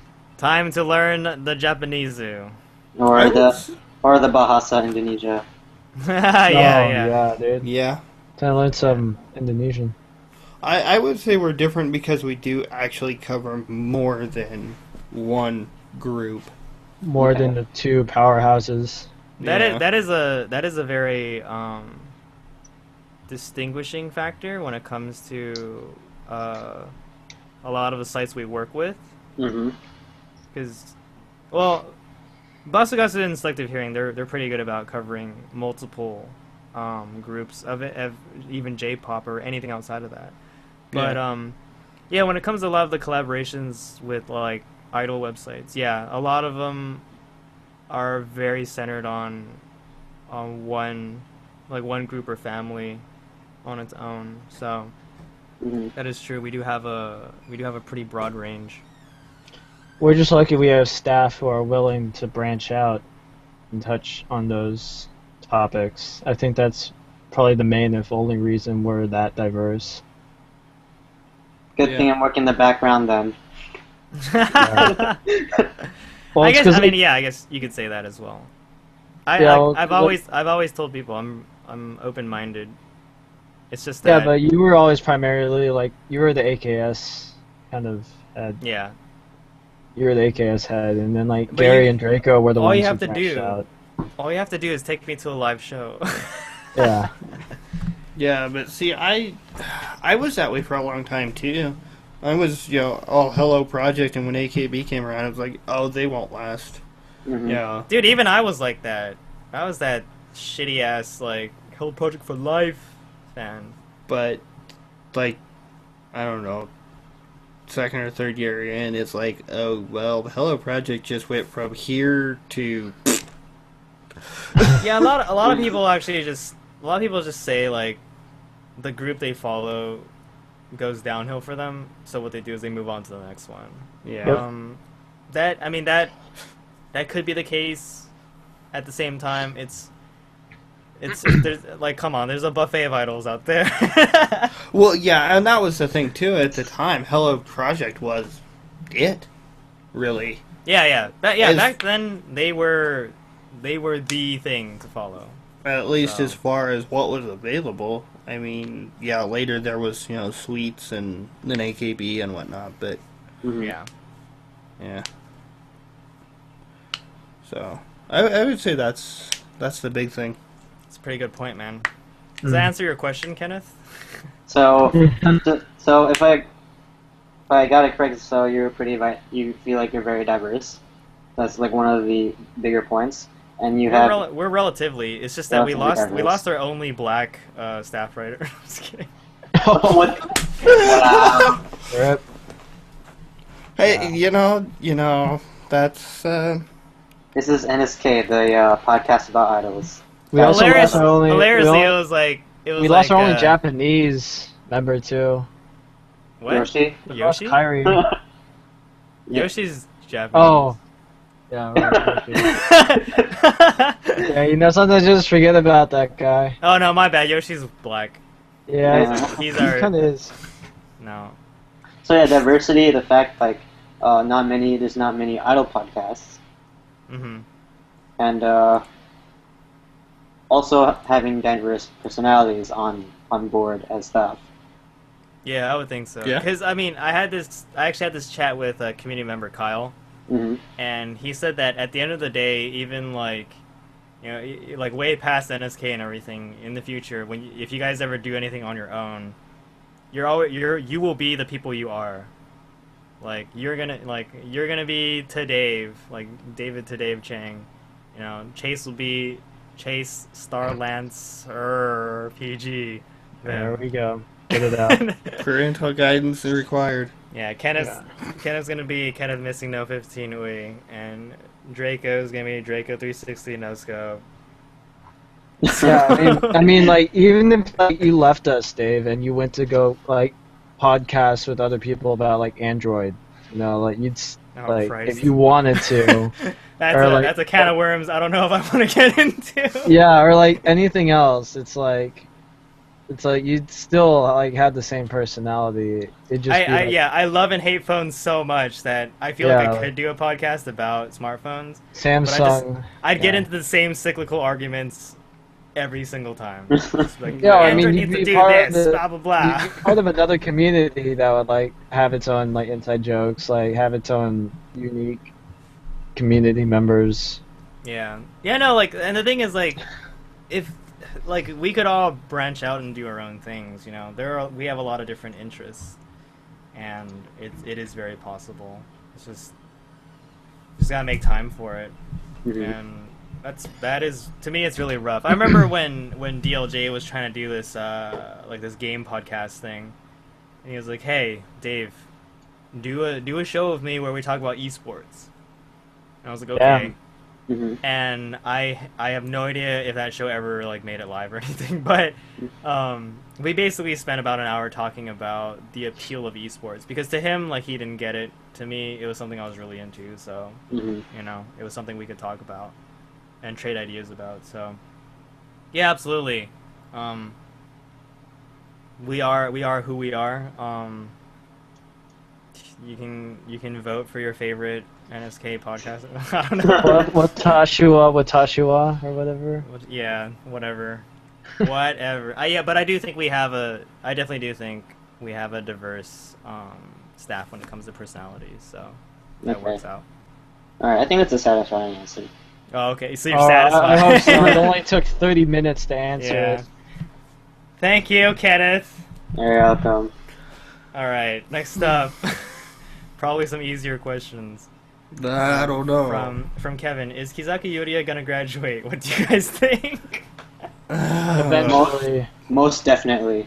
Eventually. Yeah, like okay, So there's two things that can happen to her, right? She can graduate or she can quit. Or she If we can could scandalize. Because she scandals out, or she could get fired, right? get fired. But if management uses the word graduate, then it counts as a graduation. But honestly, yeah, I think she would graduate. She doesn't seem At the the end kind of the to day. fool around with boys. But I think this question is implying like, is she gonna graduate soon? Yeah. Most Nah. definitely. No. Most Really? definitely. Most definitely. Okay. Not. I don't think so Oh, either. yeah. Yeah, no. Maybe I don't know. eventually. She's got that GTO thing going for her though. Yeah, she's got another year or two. You know, like if you follow the Achan timeline, it's like you do a drama. You had like a year and a half, and you're like, all right, You get my some. solo You career get is two set. solos.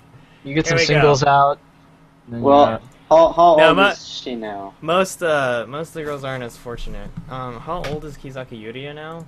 What is she? Is she like 18 already? Nah, she's older than that. oh, we're all looking it up right now. Yeah, man, I'm get pretty your, sure she's like get your 19. keyboard warrior on.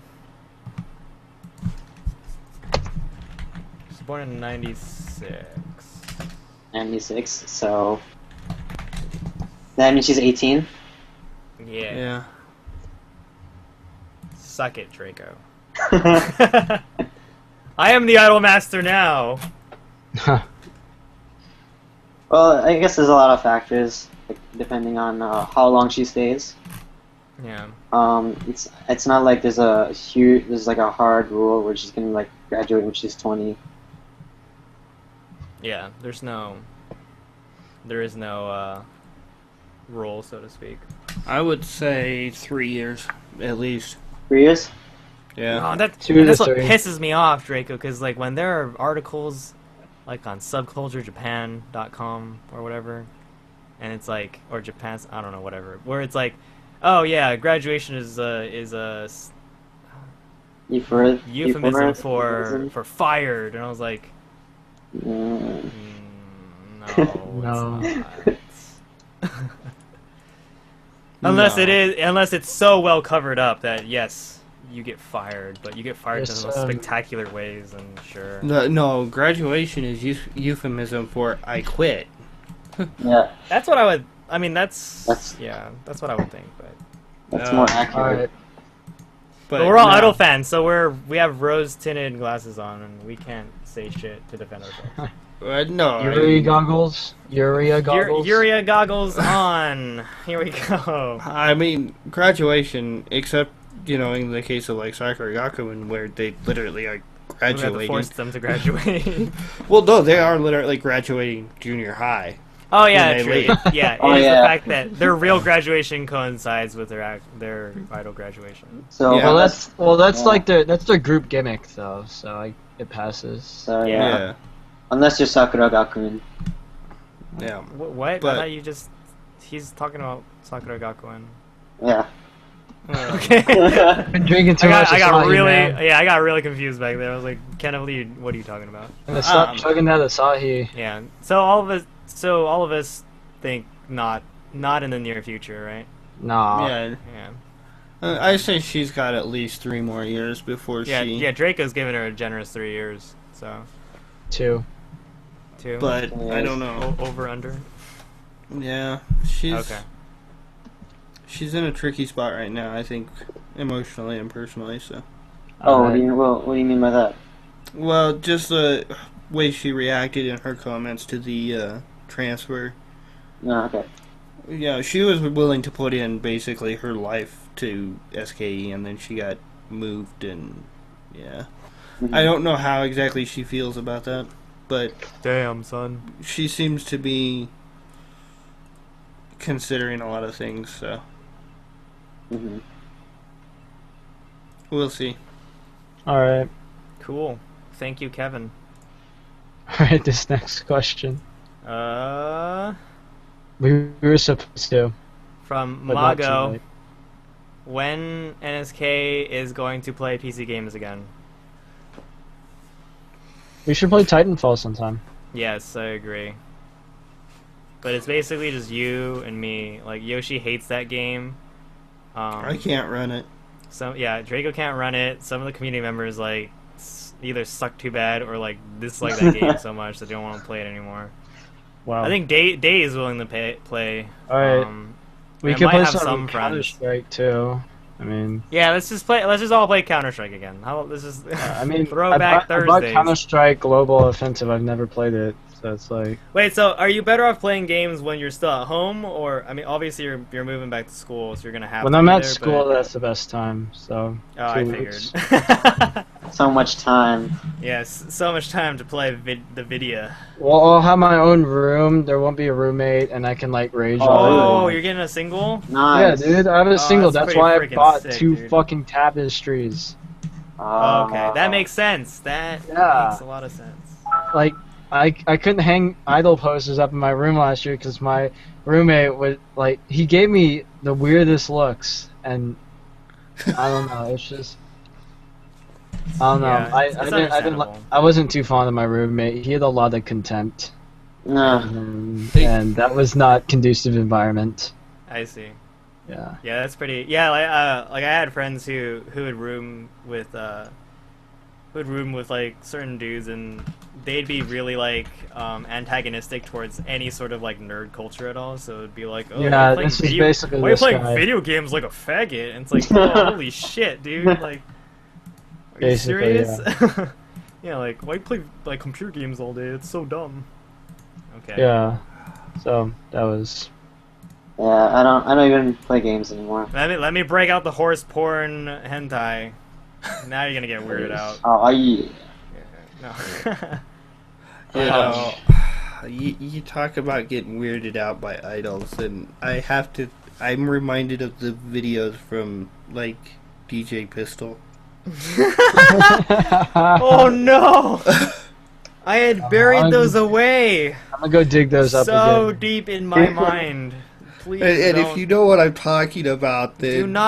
do not return to Yeah. that land. I'm Well, this pulling wasn't those up. even DJ Pistol that I It was saw. just Jewel but- Kiss, right? No. I like Jewel Kiss. But, Okay. no. They're videos of, like, really, really young groups that, you know, like, could be between 4 and 7. Mm-hmm. With God. cameras that are... Oh Upscale god, them. I like how you you instead of saying it, you just got up out of your chair and shoved your face into your webcam. That actually scared me. How the hell am I gonna sleep tonight? But, I mean, like, super close up and black barred, so all you can see is the girl. It's like, No. you know, Little these girls are the like- scariest thing in this world. And in one, you could just, I saw just a glimpse of DJ Pistol in the background. It's like, yeah, I'm not surprised that he's there. How did we get from PC games? Yeah, to it's funny because the question Creeping is out. still on creeping out. Oh yeah. But that's- still, oh well, yeah, your roommates and shit. Okay, but yeah, there's if anyone wants to play Titanfall, Counter Strike, Monaco, tweet us. Payday 2, yeah, just tweet us, give us a shout out. Let's play If some you- games, cause Yeah, hell yeah. You got a Yeah. 360. Draco, can't wait to wreck your shit in Left 4 Dead again. Ah shit. I should practice because Yeah, we have Oh, we have most of the multiplayer games. on Don't worry, Steam I'll go between melee all of us. only. the If best. anybody has Xbox Live, you can tweet me your gamer hell tag. yeah. Do you Private have the mess. ability to stream off your Xbox? Yeah, I can. I can stream through my PC. Okay, that'd be because now all we can do is stream to NSK PC. So Yeah. I think we might want to transport our JTV account over to Twitch, but I mean, just to keep the name or whatever. But I have no idea what we're gonna use it for. Yeah. I thought we already had the Twitch account. We do. We do, but it's NSK PC. I just feel like it'd be cooler if it was just twitch.tv/NSKKaidan, but that's kind of counterintuitive when you think of like shorter URLs, but who cares, right? What else? It's a username to reserve, whatever. I am transporting mine over. Yeah, it makes sense. If you like, what's so shitty is like I had a JTV/Twitch account. It was to Dave, and then Yeah. like one day they're just like, no, like you can only have the Twitch one, and I was like, the what? Well, see, I could log in with my Justin TV account into either JTV or Twitch, Yeah, that's what I could do too. And then one day they took that away from me. and I could even like subscribe to channels and everything and follow them with that same account. But I couldn't adjust any settings, and I couldn't read any messages. Dude, that's From you know what's Twitch. the worst? Is there are a shit ton of channels that I follow. Okay, well it doesn't matter anymore, but there are a shit ton of channels that I followed via the NSK account, and now it's all gone. But they can't stream either, so it doesn't matter. Yeah. But I couldn't check like private messages or channel lists or anything like that on Twitch. It would always redirect me back to Justin TV. Yeah, it was a wonky system. I mean, at the end of the day, like logistically or like company-wise and infrastructure-wise, like they were honestly better off getting rid of Justin TV. Or 'Cause- completely separating it out. Yeah, into trying two to systems. trying to maintain both of them at the same time in Well, they're parallel bought is out, right now? terrible. Yeah, that's rumor. another thing. They're in the process of being bought out by Google. They're in Right. negotiations, I guess. Yeah, they're in But- negotiations. So Which means that Google is going to own, YouTube and... All they need now is Daily and Twitch. Motion, which Yeah. wouldn't be hard to buy out at all. yeah, so again, yeah, it's gonna streamline things, but at the same time, it reduces the competition. It's gonna be rough. Hey, it might actually be good for us because we might be able to live stream from our Google Hangout straight to. Oh, never mind. We can't stream to Twitch, but Yeah, no. Yeah. well, No, Chase. gee. All right, thank you for the question, Mago. All right. And last but not least, I don't think we Quantum answered that Shift. question. We were supposed to do this tonight. Not sure if you guys talked about this or answered it in the past. Joined the podcast late, but what do you guys think of Paspa's new single? I have no opinion because we haven't been able to watch it yet. We were supposed to cover it tonight, but nope. It was Yeah, very. Himawari was on the list tonight. Yeah, it was on it. But guess what? Episode 200, Nostalgia Night. Yeah, we may end up doing like 3 hours of impressions next week. Right. Yeah, and I guess that's fine. Just machine gun that. Yeah, because almost all of these this week were like short versions. Anyway, But did anyone see the Himawari? I watched TV. it. It's not bad. I would like to know if the girls are actually playing instruments. Yeah, I caught a little bit of the evening show last week, and Gary and Yoshi were talking about Himawari. Yeah. So I could only catch a little bit of the PV, and I pretty much couldn't hear it. But It's a pretty simple PB. I mean, they make it look like they're playing alive at points, mhm. and they're dancing in their outfits at one point. Their flight attendant outfits. I feel like the flight attendant idea is kind of drying up. Well, it's a theme, Shut your dirty whore mouth, Chase.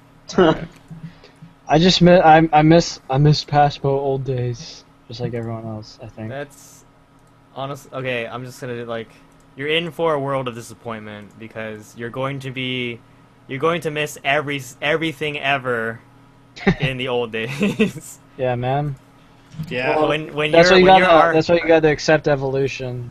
when you're our age, you're gonna be like, man, everything I listened to when I was 20 was way better. And it's like, shit, like whatever, Chase. Well, considering the music I listen to now, everyone else around me considers shit. This will be interesting. Yeah, exactly. Okay. I gotta ask, what do you listen to now? I listen to metal. Such as? Do you really want me to Baby list? metal. There's a long ass list. Alright. Let's shotgun this. F you, Draco. This is good. No, I just want a selection of names. Yeah, like Whitechapel, Devil Wears Prada, As I Lay Dying, Bullet for My Valentine,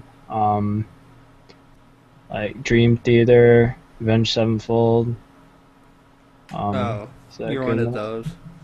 No. What See, the fuck? exactly. What the hell? They're not like my favorite groups though. I don't know. See, even Chase understood that comment. Yeah, dude. I don't. Avenged Sevenfold is like one of the ones that's hated by the metal community because they're not metal enough. Yeah, I don't know. They were my gateway in. They're gonna be my gateway out. You gotta understand, I listen to like Aerosmith and Guns N' Roses. Yeah, man, that's like classic yeah. ass. I love classic. It's just that's not what I constantly listen to. Wow. Classic. I was gonna say I listened to AKB48, so apparently all my street cred is gone. The closest metal you can get is what is that? Party Rockets and Baby Metal. Oh, in the idol world. Yeah. Or no, there's a few others. Necronom Idol. Oh God. They're not even like fucking black metal like they advertise. It was a fucking lie. No, there's So a mad few right now. others, but I can't think of their names at the moment.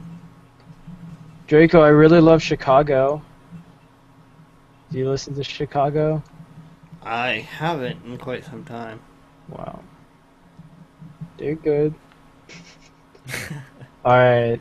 But yeah, no, we didn't review Caspo. Yeah, we didn't listen to Yeah. Caspo's new single, but look forward to our impressions next week when we have a proper podcast about idols. Not about idols. idol releases, actually, because at least we did talk about idols quite a bit. Yeah.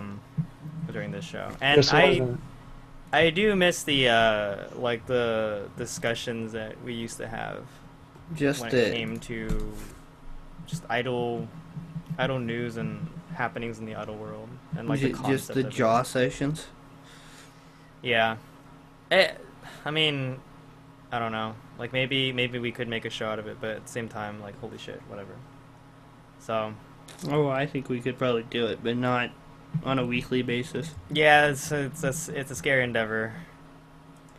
That would be like maybe twice a month or once a month thing where you just sit down and talk it out. And yeah. Idols. Yes. Idols Anonymous.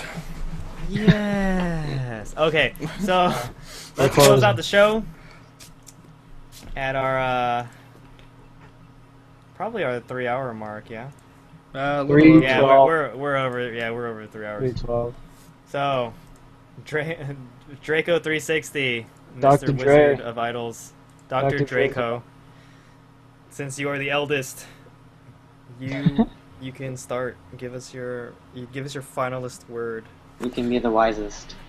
the finalist of words, huh? Goodbye.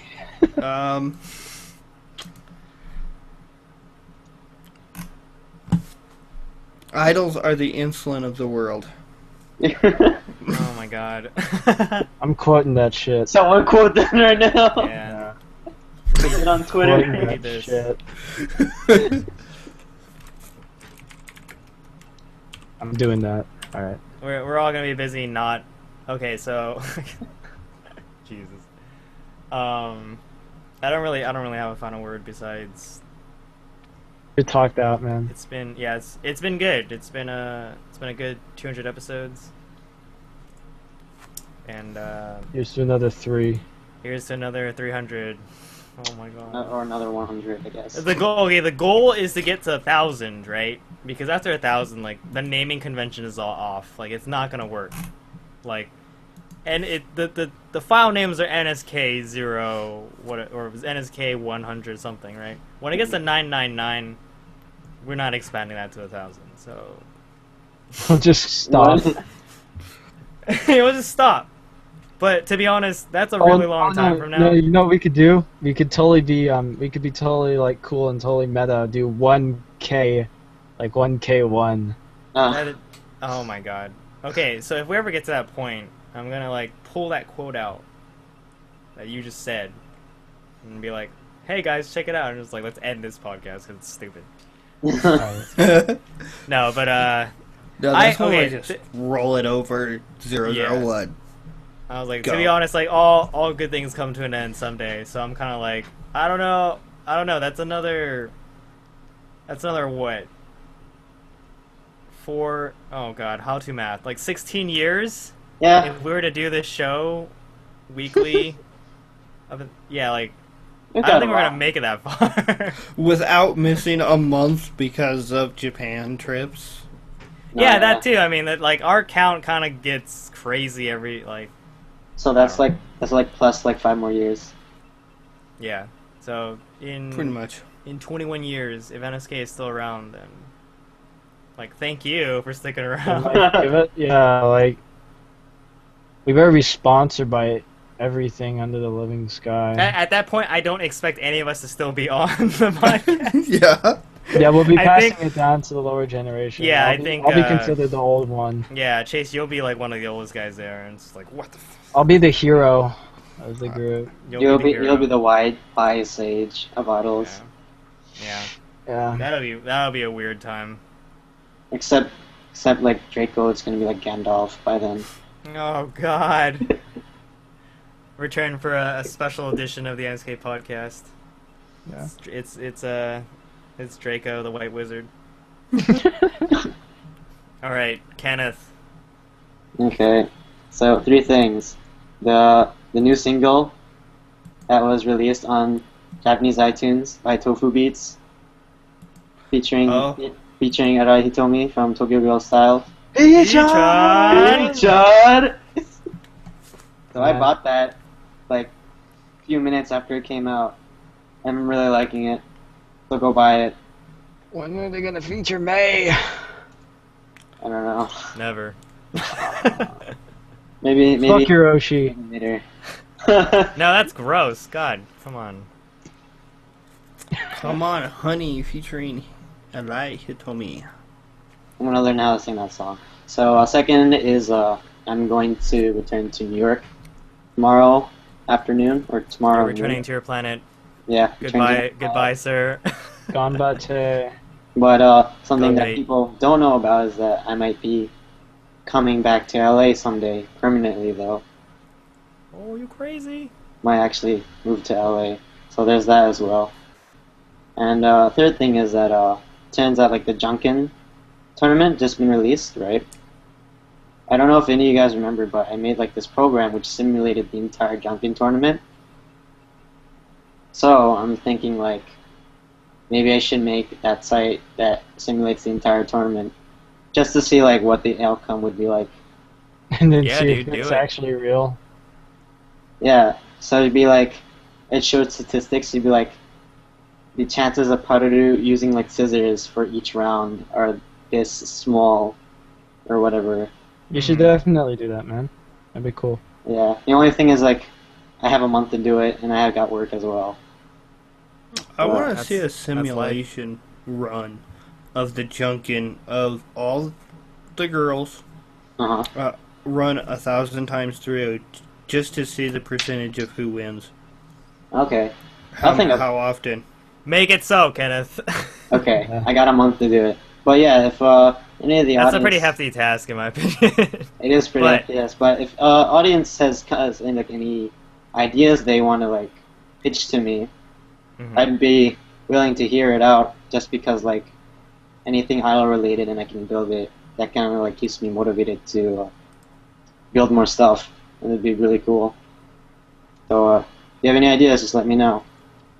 Awesome. Hi, buddy. All right, and Thank I you, think Kenneth. that's it for me. All right, Chase. Yeah. You get like the Clo- weirdest face. Close out that show. Like the Well, dopest that's- song. That's a final word, at least. When I joined NSK way back in the day, they just did number 100. Oh, wow. So I feel kind of wow. special. I'm actually like honored to be part of the 200th because I never thought I'd ever do podcasting. Yeah, So me neither. This is neato. Yeah, it was great because you texted me half an hour before the podcast started, and you're like, "I won't be able to make it. Sorry." I was like, "God damn it, Chase!" And Half then, an hour before the show. And then an hour 30 into it, Yeah, I'm then hey, you're can like, I "Hey, hop in?" hey, can I hop in?" This ungrateful little. Come crawling No. back to you like I always do, Dave. Yep. Yeah. Yeah, you've been trying for quite a while to get in on the podcast. Yeah. Put me in, Coach. Yeah. Just because I want Here to you feel like are. I'm contributing something. That's cool. Yeah. My final word is if anyone has any Tokyo Girl style posters, I'm gonna buy them. Okay. Ask Draco. He's got one on the wall right now. Specifically solo shots of May. I know Draco has one, and that makes me really jealous. But I need to find one of my own. Okay. Indeed. Open up And that I'm- black market, guys. I have no Yeah. idea where to get them either. So. Uh, makes me sad. Go to CD Japan and order their calendar. Yeah. Their I'm probably gonna have to do- Actually, calendar should start coming out 2 months from now. Should start Alright. coming out in October. Oh no! Cool. Should I order an Arai Hitomi calendar? no, don't do it. Save money for Japan. Yeah. But No, doubt- Go visit her I- in person. I'm regularly ordering the Maidatsu calendars though. So Yeah, we can tell. Oh, hey, it's Himiwari to Hoshikuzu Achan. yeah, That's fine. she's got a Himawari over there. So Let's man. get together now. I remember ordering the Momoclo calendar and going, what the hell is this? what? Well, it's a 365-day calendar, or 366-day calendar, with just like quotes written on it. There's no actual pictures in it. Oh, that Wow. sucks. Yeah. Wow. I'm like, this is completely worthless to me because I can't read any of this and threw it away. Goddamn. Man. It's the you have to feel the quotes. You can't just read it. Oh man. Yeah, that's pretty much it. I have Hashire to- Draco. Hashire. Hashire as fast as you can. All right. So That's that's gonna pretty slow. that's gonna that'll end it for NSK the podcast episode 200. Check us out at New School Kaidan. Twitter links will be in the show notes. I'm at Dave. Chase is at Starlancer PG. I don't know why I'm always gonna say it that way. It's Parental gonna guidance required. Kenneth is at Missing No 15, and Draco is Draco 60, not 360. It was just a joke. Check out the evening show. It's gonna be on Friday at 4 p.m. Pacific time. They are moving Somewhere. over to Ustream, Are they? so yeah, go check them out. Follow the Twitter account for announcements, and check out the Bakuhatsu Boys. Though I don't know where they're gonna stream now because JTV's down, but BSGS BKHTS the TV on Fridays at 7 p.m. Pacific. Also head on Follow over it. to selective-hearing.com. What? Follow their Twitter at the same. Yeah, follow Spot. at BSGS BKHTS in order to get updated on their happenings. And go ahead and head over to selective-hearing.com for music review needs and nihongogo.com for Japanese media content. Are you done And- with your interview yet? Transcribing that shit? Yeah, I transcribed the TGS one, but we have to edit it because it kind of looks stupid. Alright. Look out for that this week. Actually, it's supposed to come out this week. Cool. And a special shout out to DJ Amaya for creating the NSK anthem. So, thank you, listeners, again for the marathon that you've run with us, and I really appreciate everything you guys do for us. Actually, as I got listeners, And as to family us. members. Actually, God damn it! quick announcement: New School Daidon is also doing the Kokoro no Placard international fan video. This is true.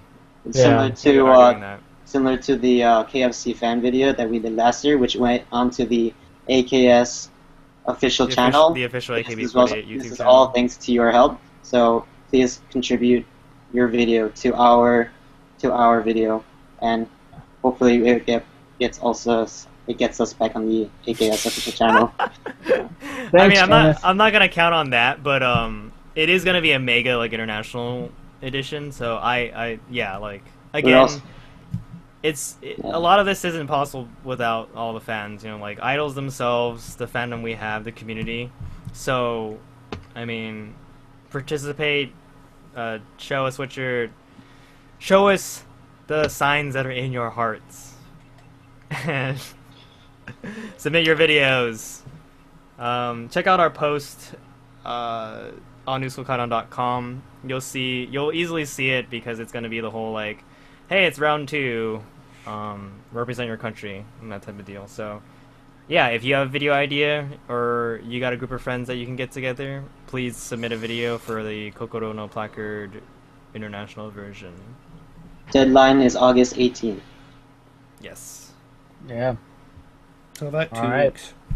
Thank you, everybody. And again, yeah, love you guys out there. Thank you for listening. It's been a blast, and we hope to continue to keep doing this for much longer. Mm-hmm. Have a good, oh, god damn it. Have a good one, everybody. Take it easy. Peace off. Out. Peace. God damn it, Chase.